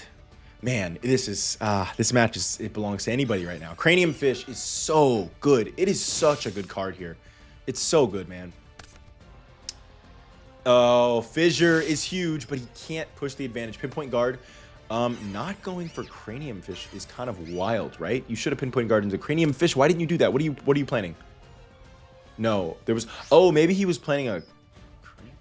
No, you should have... Oh, okay. I'm sorry. Pinpoint Guard is level 4 or lower. That's why. Duh. Okay, Dark Core is huge there. Taira is almost... Is this game? Okay, Taira. Taira is so close to losing here. You should not be setting against Misawa, by the way. But it did kind of help that he didn't know it was Giant Rat. Although I would have just attacked with Giant Rat, to be honest. MST on the face down is huge. Wall of Disruption. It was Wall of Disruption, dude. Okay, if you're going to get over this thing, you need to do it right now before it powers up. You need to do it right now. Oh, no. Taira's comeback begins now. Taira's comeback begins now. You can still crash if you can just get the Cranium Fish back. You can still crash. We don't know what the face down is. It could be anything. It could be anything. It could be anything. Ah! Wait, okay, dude, I didn't even thought about this. It could be Magic Cylinder. I mean, it's not now. We know it's not Magic Cylinder. But Misawa has Magic Cylinder, I believe, which means, oh, this is, if he just got the Magic Cylinder, that would have been enough. Okay, he got the Cranium Fish. This is not good because yeah, you had to do that. You couldn't crash there, but now he gets stronger than you. But what do you have? Oh, man, Dart Turtle. Oh my god, I can't believe Taira came all the way back here. Akashic Record's huge here. No! It wouldn't have made a difference. It wouldn't have made a difference. Oh my god. I was so sure Misawa had that game. It really looked like Misawa had that game. But man, it was so close there. Taira is able to knock out Misawa, moving into top 4 of the winner's bracket. Who will he face? Judai or Ron? Let's find out. Okay, starting us off in game 1, we have Ron. What do you have? Setting a Guard Mantis face down and Judai. Let's see it. Elemental Stratos coming down, searching for Stratos. Okay. You can always tell based on what he searches if he's got a fusion play or if he's just kind of kicking the can down the road. Future Fusion coming down in main phase 2. And what do we have, Ron? Get that Future Fusion off the field. You cannot. That's the Resonance Insect. Okay, Future Fusion's going to reveal Wild Edge, sending Wild Heart and Blade Edge. Stratos coming down. Stratos searching for a third Stratos is what he does. He can't get over that Guard Mantis, though. The Guard Mantis is pretty big. Empress Mantis getting searched by Resonance Insect. Now, what do we have? Now that you have Empress Mantis, don't tribute Guard Mantis for it. I wouldn't do that. Yeah, okay, MST. I think she might have just drawn that. I'm not sure. Empress Mantis getting in. Yeah. I mean, honestly, do it because you want to get these Stratos off the field. But Guard Mantis is just really good to have there with that big butt. It would be good to have both. Oh, Miracle Fusion. And there it is. Wild Edge getting in on the Empress Mantis, Stratos, and Sparkman. Because Judai only has 1 copy of all of his fusions, I think he probably had that Miracle Fusion already. But he didn't want to play it while Future Fusion was out because Future Fusion was just going to summon that 1 copy anyway. So it would have been pointless. Oh, she has the Primitive Butterfly into Insect Princess into double Malevolent Nuzzler. That's enough to get over the Wild Edge. Okay. And then Guard Mantis in main phase 2 as a little bit of extra insurance and the face down card. She's played every card in her hand this turn. 6 cards, actually, she played this turn. No. Stratos' effect can destroy the 2 cards, but... Oh, that's... No. Oh, that worked out. That worked out. I was so sure that Judai had a way to get over Insect Princess, but he didn't. So I was like, dude, you should not have done that. But wow, that was very lucky that worked out for you. He actually did not have a way to get over your Insect Princess. So getting that extra Malevolent Nuzzler worked out. Oh, Insect Knight off the top is great. That's really good here. She's putting more pressure on Judai. This could be the end. Judai, I feel like he's waiting for a poly here. I think that's what we're doing. Emergency Call into Bubble Man. Yeah, that's going to be a draw too. Attack mode is interesting. Does he have Skyscraper? Oh, no, he's polying. Into Wild Wingman. He must have something. Oh, Lair Wire. Okay. Well, what do you have? Fusion Recovery, dude. Wait, Tempest? Tempest? Tempest? No, Flame Wingman. Skydive Scorcher. Oh, my God. There it is.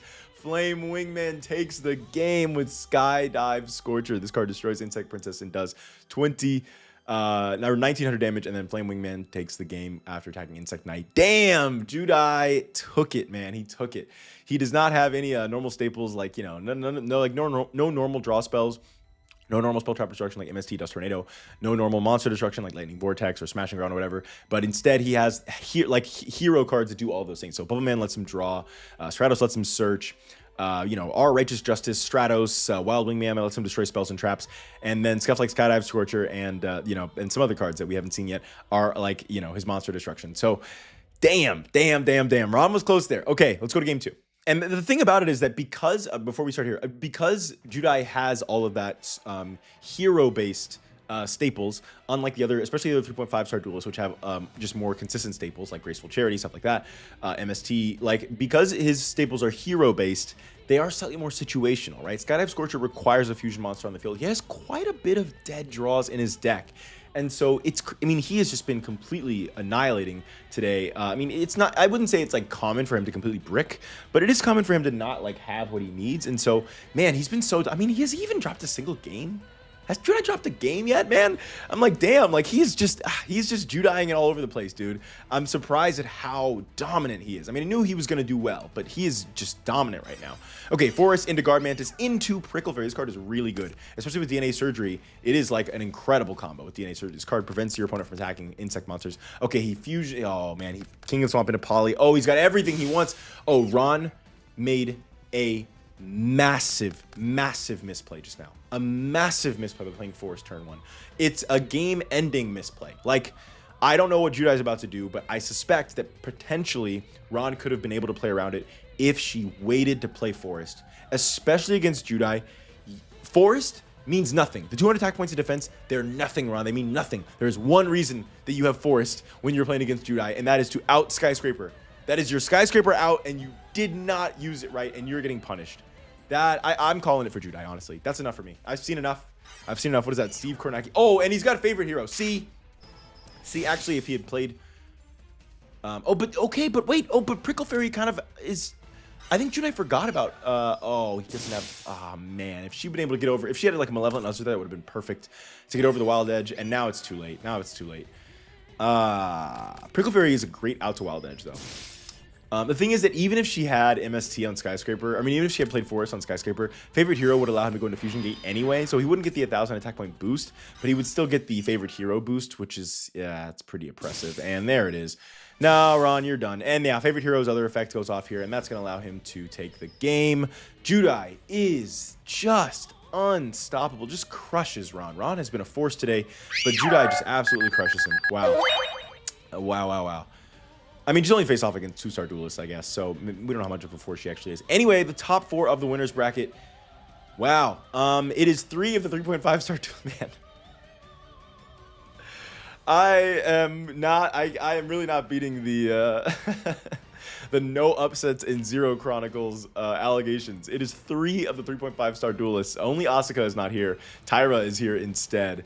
Man, and this bracket did not have any 3.5-star duelists. Asuka was in this one with Kenzan. So, man. Whatever. We'll see how it goes. We will see who is able to take the top spot. Okay, this might be the most important duel in the whole tournament. Obviously, maybe the finals are going to be the technically most important, but this is, in front of the entire world, a showcase of the strength of the genetic experiments against the strongest that the nobility has to offer, okay? Is Kenzan good enough to beat the Kaiser? If he is, the genetic experiments have shown what they're worth today at the Welcome to Duel Academy tournament. So we will see. Okay, Kenzan's going to start us off with Jurassic World and 2 set cards. Kaiser is doing what he does, setting the Shining Angel and a face down card. And flipping in a Giant Rat here, Destroyersaurus coming down. and getting in on the Shining Angel. You can start doing a Crash War here, actually. Yeah, you can. Because you can make sure that he doesn't end on a Proto Cyber Dragon. You can do that, and you can get all the Shining Angels out of his deck. Now, if he does have Pot of Avarice, like he's had in like every freaking game so far. Yeah, so here, again, he goes into Cyber Larva instead of Proto Cyber Dragon or Light Hexyl Fusion because he is forced to. Wait, but did he run out of... Oh, no, he used all 3 Shining Angels. Oh, man. Okay. Kenzan's in a pretty good position here. Kaiser just has to stall, and he only has 1 more Cyber Larva left. And which means he only has 1 more turn to stall, because unless he doesn't float here... Yeah, he does float, so that's the last Cyber Larva out of the deck. If he doesn't draw Pot of Avarice, and he doesn't have a play next turn, Kenzan can finally start doing something here. Lightning Vortex is tough there. Okay, but Kaiser has nothing. Okay, the Lightning Vortex was important, but Hyper Hammerhead is amazing, dude. That's amazing. Even if he does get a fusion out, he's got to be able to get over this Hyper Hammerhead somehow. Cyber Dragon. Okay, he's gonna do this. Oh, but then he can... Oh, Cyber Dragon is a great counter to Hyper Hammerhead. Oh, he could have summoned main phase 2, but he didn't. He preferred to save it in case he gets a fusion play. I support this. Fossil Dig into Dark Triceratops is amazing. That is amazing. 27 to the face. He forgot to use the effect of his Predator skill card. That's fine. Proto Cyber Dragon. Power Bond! Kenzan, what do you have? Oh my god. 200 life points left. Oh, but 700 because of Power Bond. Okay, Kenzan. He gets an extra draw here to see what he can get here. Fissure! Eagle Eye. That's the game, dude. The Kaiser is not untouchable. He drops his first game to GX18 the Predator, and all of the sudden, the entire world is in an uproar. Is Kenzan going to take the match? Oh, dude, yes. This is exciting. This is so exciting. Kenzan could defeat the Kaiser right here. Oh my god. Oh my god. Okay. We got the Kaiser starting us off with a... He does the same start as before. Shining Angel and a face down card. That is his bread and butter starting play. Sabersaurus getting in on the Shining Angel. Shining Angel floating into... Oh, but it was face down, so you didn't know. That's what it was. Light Hexyl Fusion, but Kenzan has 3 face downs. The Survival of the Fittest is able to get over Cyber Twin. Oh, Giant Trunade. That's big. That's huge, actually. That's enormous. Because you know that one of those face downs won't be able to stop Cyber Twin Dragon. Okay, so it's a face down card. What do we have, Kenzan? Now, there was no limiter removal or anything, so you didn't lose immediately. What do we have? Setting 3 again, or setting 4, I guess, because that's a monster as well. Shining Angel coming down. Cyber Twin getting in. Shining Angel getting in. Cyber Twin, 28. Oh my god, Kenzan, what happened? Kenzan, are you going out like this? Don't go out like this, buddy. Don't go out like this. Oh, he scoops. Okay. Well, we thought maybe there'd be a huge upset, but Kaiser takes game 2 in 6 turns. Kind of 7 because he scooped 1 turn early, but man. All right, for all the marvels. The marvels? For all the marvels? For all the marbles. Gilosaurus turn 1. That's exactly when you want to use it. Summoning Miracle Kagurazaka, face up position to play around Nobleman of Crossout. For all the marbles. Cyber Larva, you kind of like to see. Cyber Larva is annoying, but you do like to see it if you are Kenzan, because it means that he doesn't have any of his plays and he has to stall. Gilosaurus getting in on Cyber Larva. 1 more Cyber Larva left. Oh, he doesn't float. He either has 1 in hand or he didn't want to float. I don't know. Wait. Yeah, he has 1 in hand. Okay. Now, what do you have? Ultimate Tyranno. Oh, 1 turn earlier, that would have been better. But still, that's good. Okay. Kaiser, do you have Lightning Vortex? That would be so crushing if you did right now. Poly! Straight up Poly into Cyber Twin. Pot of Avarice. Okay. He Cyber Twinned knowing Ultimate Tyranno was on the field. Was he hoping to draw into something, or did he have something already to take out Ultimate Tyranno? He has Cyber Jar. So he polyed into Cyber Twin in order to get everything ready for Pot of Avarice, and then Cyber Jar. Oh no, and Kenzan's going all in with Survival of the Fittest here, but it's Cyber Jar, dude. Why did you Survival of the Fittest? Oh, because you didn't want him to have to sit on a face. Wait, no, you were able... That Survival of the Fittest was really bad, right? That was a really bad Survival of the Fittest. Ultimate Tyranno would have been able to attack the face-on monster anyway. So you did that for literally 1,000 damage and nothing more. And now you've lost one of your best counters to Kaiser. That was a misplay, Kenzan. That was a misplay. Okay. Let's see. I want to remind myself what they all drew here. We got Kenzan drew Dark Triceratops, Giant Rat, My Body as a Shield, Ultimate Tyranno, and Earthquake. And Kaiser got Cyber Phoenix. Okay. Now, unless he already had stuff, this isn't great from Kaiser.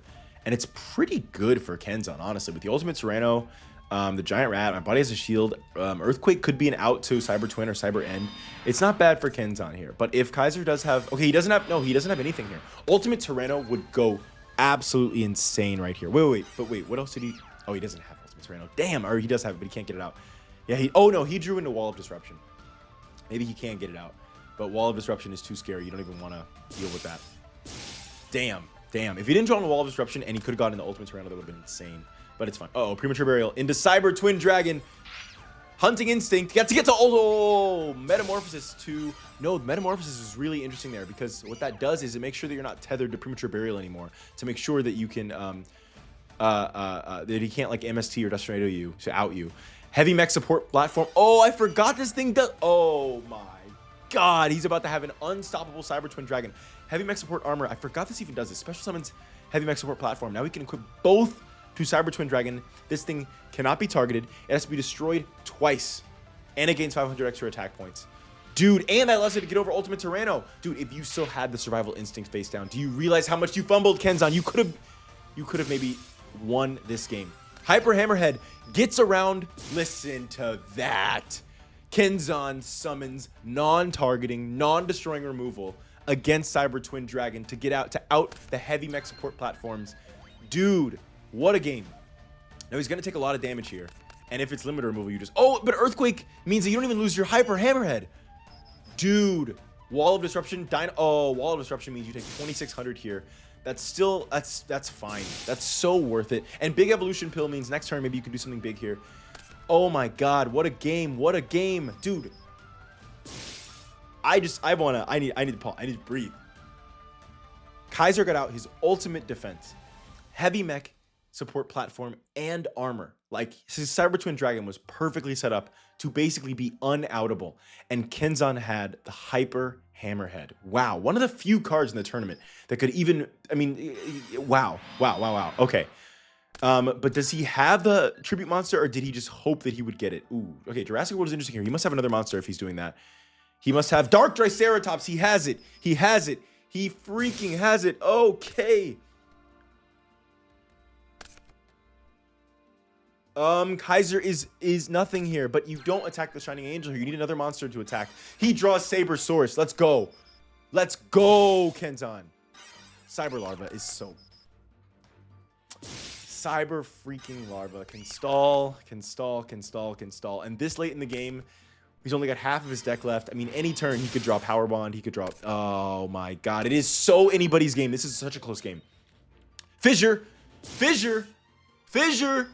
Metal Reflect Slime and no... Oh, that was for game. Giant Trunade. Uh-oh. Wait, what? Wait, what? Wait. Why did he do that? What was he playing around? I'm so confused. Why did he Giant Trunade if he didn't have... Was it a misplay? Did he think he had something that he didn't have? What the heck? Why did you do that, Kaiser? Why did you Giant... I thought that was game. When you played Giant Trunade, I was like, oh, it's a game. But then it's not game. Why did you Giant Trunade? Uh-oh. You see, if you had done it now, that would have been a lot better. But he didn't have anything anyway. Dude, he had nothing face down. Okay, yeah. Get rid of that Baby Pterosaurus thing and do nothing. That is the worst card in your deck. Volcanic Eruption! Wait. Is that why he Trunaded? No, it doesn't make sense. It doesn't make sense because he did know that he had it. Wait, maybe it's because he's playing around. I gotta know. Why did he Trunade? I don't know why he Trunaded, man. That's so weird. And Volcanic Eruption resetting the duel, but the big downside is you have to play it on your own end phase. And now with 2,100 life points, even a Cyber Dragon takes it. Now, of course, you can't special summon Cyber Dragon from hand. But wow, the Volcanic Eruption resetting the duel. I'm like, I don't even want to press play. I'm just like, I'm on the edge of my freaking seat here. Okay. Polly off the freaking top. Dude.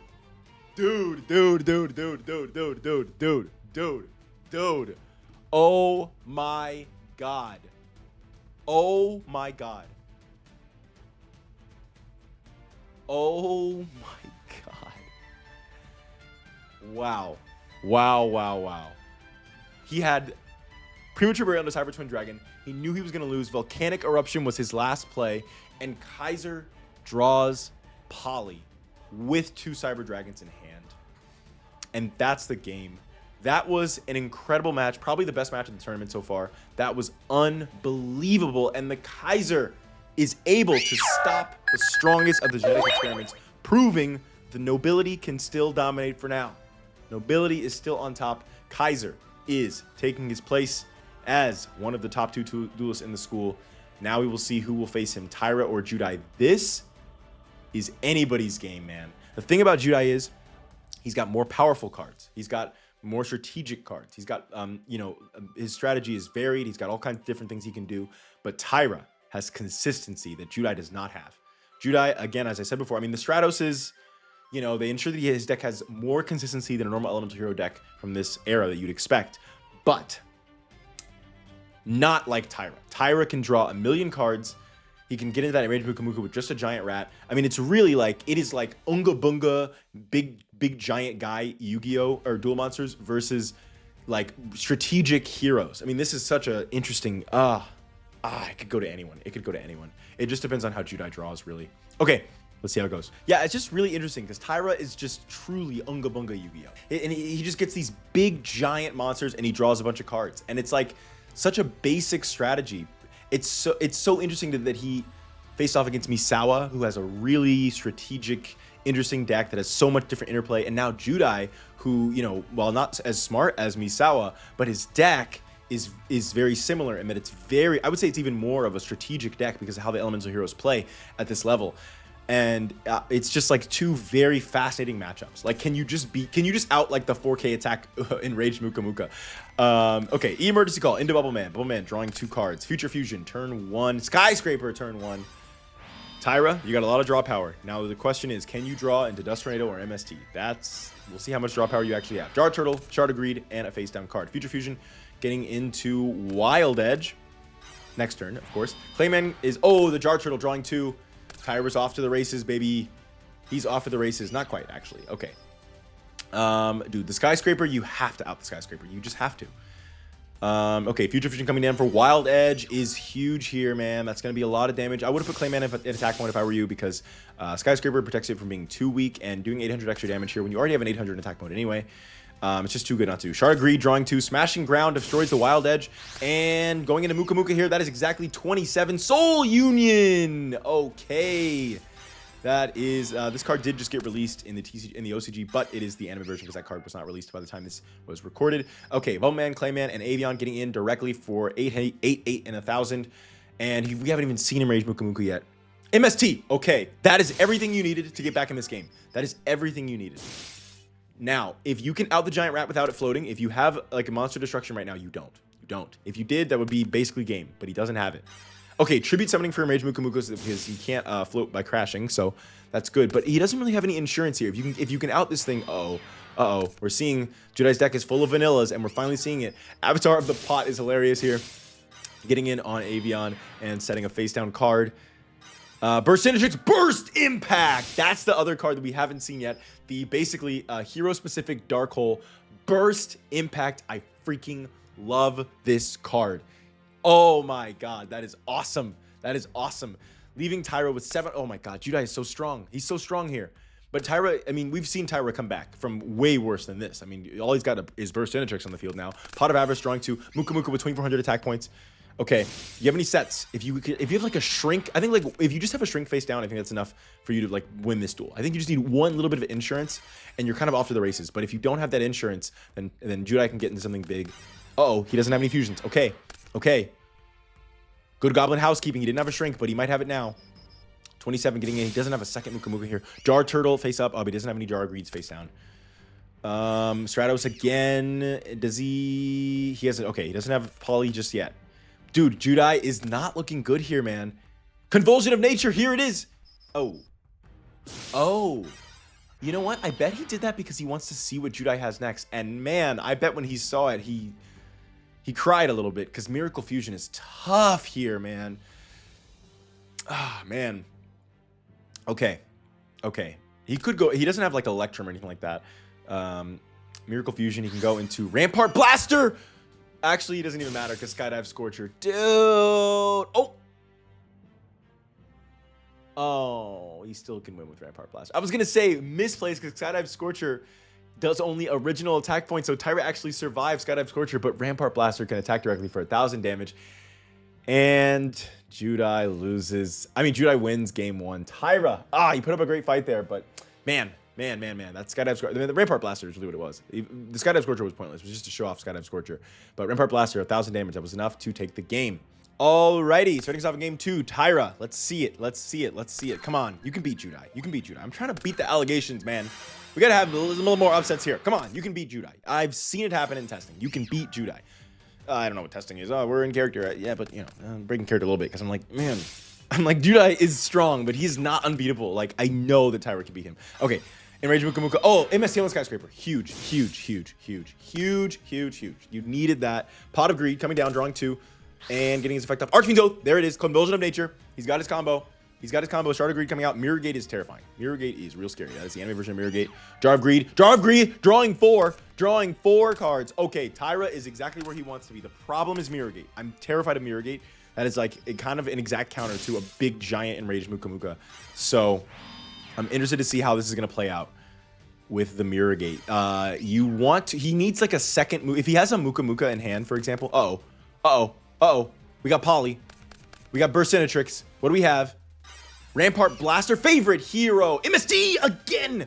Oh, God, he's got 2 MSTs. That's right. I actually ended up changing this later. MST and Dust Tornado. But right now he's got 2 MSTs. And that is exact. Dude. Judai drew into Skyscraper, then he drew into Favorite Hero. The 2 cards, like drawing into both of those is so lucky for Judai. It's so freaking lucky. But Taira has both of his MSTs by turn 5 and is able to shut him down. Now you knew he had Mirror Gate. What am I thinking? Mirror Gate is not a counter to Enrage Muka Muka at all. I think Judai might have made that mistake, actually. I think Judai messed that up. Maybe he just wanted to out Enrage Muka Muka. Look at his top deck. This is over. Taira's taking game 2. This is over. Mirror Gate doesn't work with Enrage Muka Muka because he has no cards in hand. Oh my God. Now maybe he just wanted to out the Enraged Muka Muka, but I think he might have. Oh, and his next card's dead too. This game's over. This game is fully over. There's no winning. You can just go ahead and scoop right now, Judai. I don't know what your face on is. I mean, it could be something, but come on. Come on, Judai. Go ahead and scoop. You see well, he hasn't scooped yet. What is his face down, man? It's nothing. There it is. Taira takes game 2 in 7 turns. I told you, this guy is a beast. Now, he did get the 2 MSTs, but on the counter end of it, Judai got Skyscraper and Favorite Hero. You know, I mean, obviously Favorite Hero can search Skyscraper. You can't search Favorite Hero. He's so lucky that he's always drawing into the cards that he needs. I mean, that Favorite Hero, there's 1 copy in the deck, you know, in testing, you know, you'd see many games where he would just never get that. For games and games. He would just never get that. And it seems like he gets it in every match. So, you know, it's luck on both ends here. Who knows how this goes, man? Who knows how this goes? Okay, Judai starting us off with Future Fusion. Love to see it. Turn 1, Skyscraper coming down, Wild Heart coming down, and ending his turn. Again, he draws Skyscraper turn 1. He gets Skyscraper every game, man.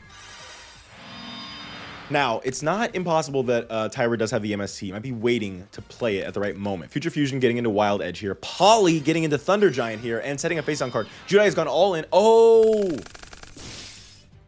Judai, smart there. I didn't even think about that at all.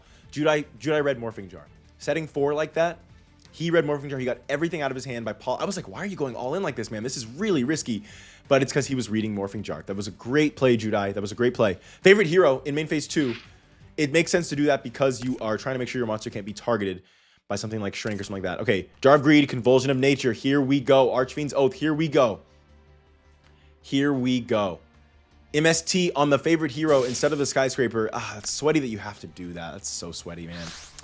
But I get it. Because if he didn't do... I would have gone maybe Skyscraper. Thing is, he can search Fusion Gate, yes. But I think Skyscraper on all of his monsters is a little more oppressive than Fusion Gate on one. I mean, than Favorite Hero on one of them, but I'm not sure. Not attacking with Wild Edge, there is... Whoa! Okay, whoa. I'm confused why he didn't go Wild Edge there. I guess he was... I don't know what the point was, but either way, it didn't actually matter because he did not go into... Wait, he's Skyscraper. You could have attacked into Rage Muka. Wait. Okay, I'm not sure why he attacked with Wild Heart instead of Wild Edge. I'm not sure, but it doesn't matter. Maybe he's playing around something very specific, some very specific stat line that Wild Heart... No, because he would have only still been 25. I'm not sure. But the reason that he didn't attack into Enrage Muka Muka, even though he could have with Skyscraper, he didn't attack. Instead, he went main phase 2 and used Thunder Giant's effect because he's reading Shrink. And that's a good read. That's a very smart play there. Now, we've already seen, I think, a Jar of Greed, but okay, he does have one anyway. But he didn't draw anything that great here. And Archfiend's Oath... Oh, the Final Destiny next turn. He's got Good Goblin Housekeeping. Final Destiny is coming, baby. Wait. Okay. No, actually, okay. Okay, he's saving Final Destiny because he doesn't need it. Now, he set 2 here, which means Wild Edge can crash with Skyscraper, but I'm guessing he set something that lets him draw, which means if Wild Edge tries to crash, Enrage Muka Muka will win the trash. So he's actually saving Final Destiny because he actually doesn't need to play it here. He can continue to... okay, yeah, it was Good Goblin Housekeeping. Now, Stratos is going to allow him to destroy the other face down. And pretty much... Oh, no. Oh, no. Oh, no. Oh, no. You should have done Final Destiny, dude. No, Necroid Shaman can summon Drought Turtle back in attack mode. No! Dude, you should have played Final Destiny. You should have played Final Destiny. I don't know, honestly, though, but he still would have been able to poly into Necroid Shaman, though, right? Or did he use Wild Heart in the field? I don't know. I don't know. But, man, Judai is just too good. Somehow, the finals of the winners bracket ends with the top 2 competitors, the ones who, definitely the favorites in the tournament.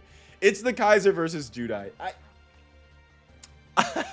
If you'll allow me for a second, I'm mad about this. And the thing is, I think that this tournament really could have gone so many different ways. Now, of course, we don't know how the losers bracket going to go. We don't know how the tournament's going to end.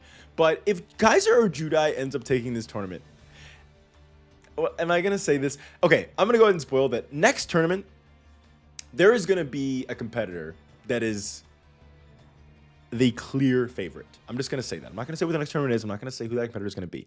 But next tournament, I think that it is very likely that one duelist is going to win. And I am trying to beat the allegation. So this tournament specifically, I was really hoping that someone other than the favorite would win. Because in every tournament so far, the favorite has always won. And I'm promising you that there is, like, there are more strategies. I mean, there are so many more, like, upsets. You know, and the thing is, like, in testing, when I'm testing the decks, it's different than when the players are playing the decks. So I know I'm out of character here, but I'm just, you know, at the end here, I'm just going to... When you're testing the decks, it's different than when the players are playing the decks. And so that's maybe is part of it. Maybe the players are a little bit better or a little bit worse. I'm not sure. And so maybe that's part of it. I don't know. Like we saw with the Kaiba player in Duelist Kingdom, they were playing very differently than I tested Kaiba. And so maybe that's part of it, but it's just like wild. Like obviously the Kaiser and Judai, I think, had slightly higher chances than other people. And, you know, we did see upsets. We saw Asuka get out early, and I'm telling you, Asuka is very strong. Asuka easily could have taken the winner's bracket, I think. We didn't even get to see a lot of what she does. Like, we didn't see Command Knight locks as much. We didn't see the DD Warrior ladies. I mean, she's got so much stuff. This Hyperblader can be oppressive to play against. But I think that Tournament 5, I was kind of allowing because it's going to be kind of fun for lore reasons. You'll see why it would be okay. I think it'd be kind of fun to have a tournament where we probably still know who's going to win. But I really, because of that especially, and because 1, 2, and 3 all had clear, like, favorites that clearly won the tournament, I was like, man, Tournament 4 has to be the one.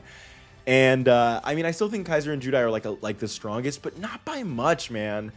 Not by much. I think that, whatever. Okay, well, maybe they don't win. Maybe they don't win, you know, but the thing is, winning the winner's bracket is so oppressive. It's like almost winning the tournament because you have to lose 4 times in a row to whoever the other person is. And that's just tough, man. That's just tough. So let's see who wins out of Kaiser and Judai and takes their place at the top of the winner's bracket. Now, again, anytime the Kaiser loses, that's going to be a huge upset. If the Kaiser loses to Judai here, I think it will be less of an upset, even though Judai is a Slifer red. I mean, it'll be a major upset. Let's be clear. Losing to a red for any reason, doesn't matter if you've just got a hero deck, losing to a red is going to be really bad for the Kaiser.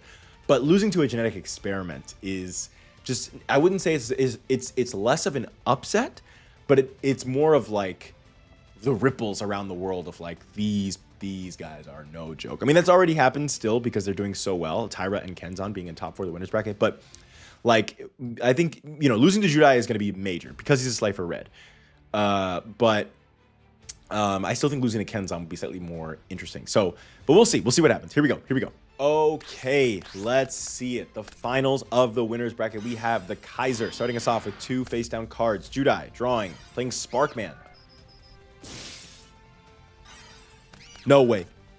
No way his turn 1 is just Sparkman. There's no Skyscraper now. There's no Stratos. There's no Bubble Man. And of course he gets into a Shining Angel, Cyber Twin Dragon, Giant True Nade. Uh-oh. Is this game?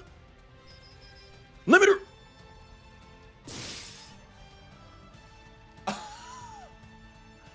the fastest duel of the entire tournament. Kaiser baits the Shining Angel attack, gets into Cyber Twin with his classic combo and limiter removals for game. I gotta know what Judai's hand was. Look at this dead. Well, I mean, King of the Swamp and Rottweiler mean that it wasn't completely dead, but you see what I mean? How Judai can so easily break. What was on top of his deck? Poly. Poly with King of the Swamp. Still, he can only do Thunder Giant or Mudball Man at best. Like, Mudball Man, Thunder Giant, I think those are like his best options. Like, I'm just saying, Judai can brick. Okay, I've seen it many times. It's just not today, man. He is getting lucky as hell. Okay, but not in this game. I mean, geez, wow. Of course, against the Kaiser, he just gets crushed here. I think that I need to let go of the idea that I need to justify something. I don't have to justify anything. You know, this is I am confident in my deck building. I'm getting a little insecure because I feel like I've started to get comments, and I think maybe I'm letting that get to me a little bit. And I think that, you know, this series is going to be super long. This series is going to be so long. There's going to be so many things that happen. We're going to get upsets. And if we don't have them for the first few tournaments, whatever, man. Whatever. I'm not going to let that get to me. It's not going to, you know, we had a lot of fun stuff throughout this tournament so far. And I need to just I'm going to go with the flow, man. I'm going to go with the flow. The point of, you know, dual monsters, especially, you know, when you test, sorry, maybe let's do this after the, I don't want to, I'm interrupting the literal finals of the winners bracket. I wasn't trying to get out of character, but now I'm like flustered a little bit. Okay, we're going to do this first and then I'll talk. Okay. The Kaiser starting us off with a set. Wait, why did the Kaiser start? Oh, maybe Judai did the thing where you let the Kaiser go first because of Cyber Dragon, but it hasn't really been as, like, the Shining Angel turn 1 has been way more impressive than Cyber Dragon turn 2 so far. So I don't know about that play, but anyway, Kaiser just sets a card. Okay, so here we now see a Kaiser brick situation, although he went turn 1, so maybe he actually has like full combo. He just hasn't actually played it yet. No, okay, I think he probably just drew that. Why didn't he play that turn 1? I don't know. He probably just drew that. Okay, Future Fusion into Wild Edge. Oh, Wild Edge is a great combo counter to Cyber Larva, although by that point Cyber Larva will be basically gone anyway, so it doesn't actually matter.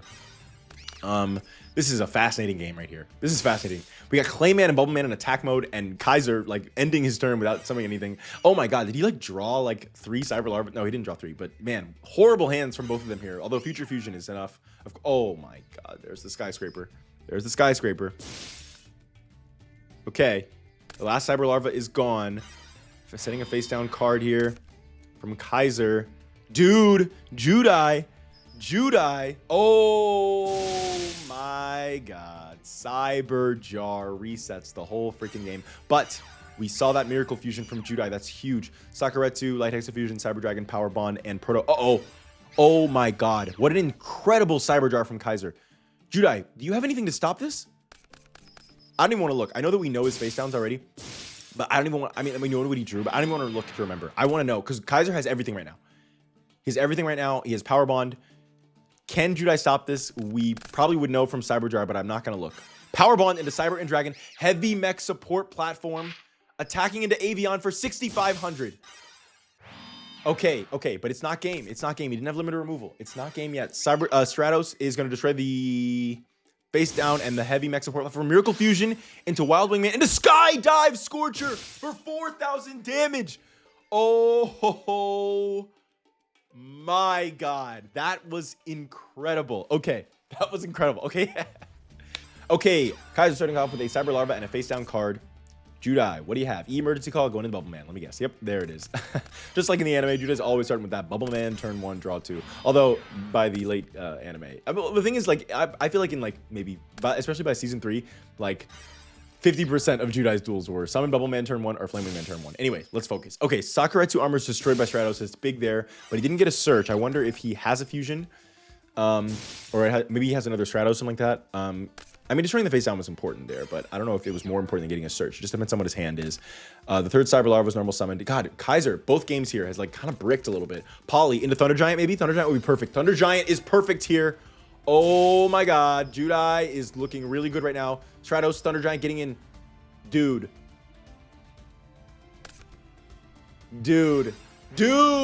if they set, they sweat, man. Okay, he doesn't have anything to stop the set card. Cyber Phoenix, this is game. Metal Reflect Slime. Not game yet. But Thunder Giant destroys it before a Metamorphosis can come out. Dude, the Kaiser is sweating, dude. He's going to lose the Cyber Red student here. Uh-oh. Uh-oh. Never mind. Cyber Twin Dragon is coming down. Wait. Oh, my God. Limited removal. Oh, my God. What an ending. Oh, my God. Judai had him on the ropes, man. I thought it was over. Wow. Was that game anyway? That would have been 48 on the Bubble Man and 38. That might have been game anyway. I think he did that just to make sure he did it in one attack in case anything funny business happened. Wow. Oh my God. So there it is. The Kaiser takes his place at the top of the school, at least as it relates to the winner's bracket. Now, someone will have a chance to beat him, but of course, this spot is such a dominant spot. The winner's bracket spot, you have to lose 4 times, and the Kaiser has barely dropped games. I mean, he's dropped like 2 games, I think. He dropped one to Kenzan and dropped one to Judai. But, okay, just to finish what I was saying, though, I think that I gotta stop letting it get to me. The thing is that I have done a lot. I've said this before, and I hope to do some other kind of, I'm thinking about some other series and stuff to kind of show some of this off.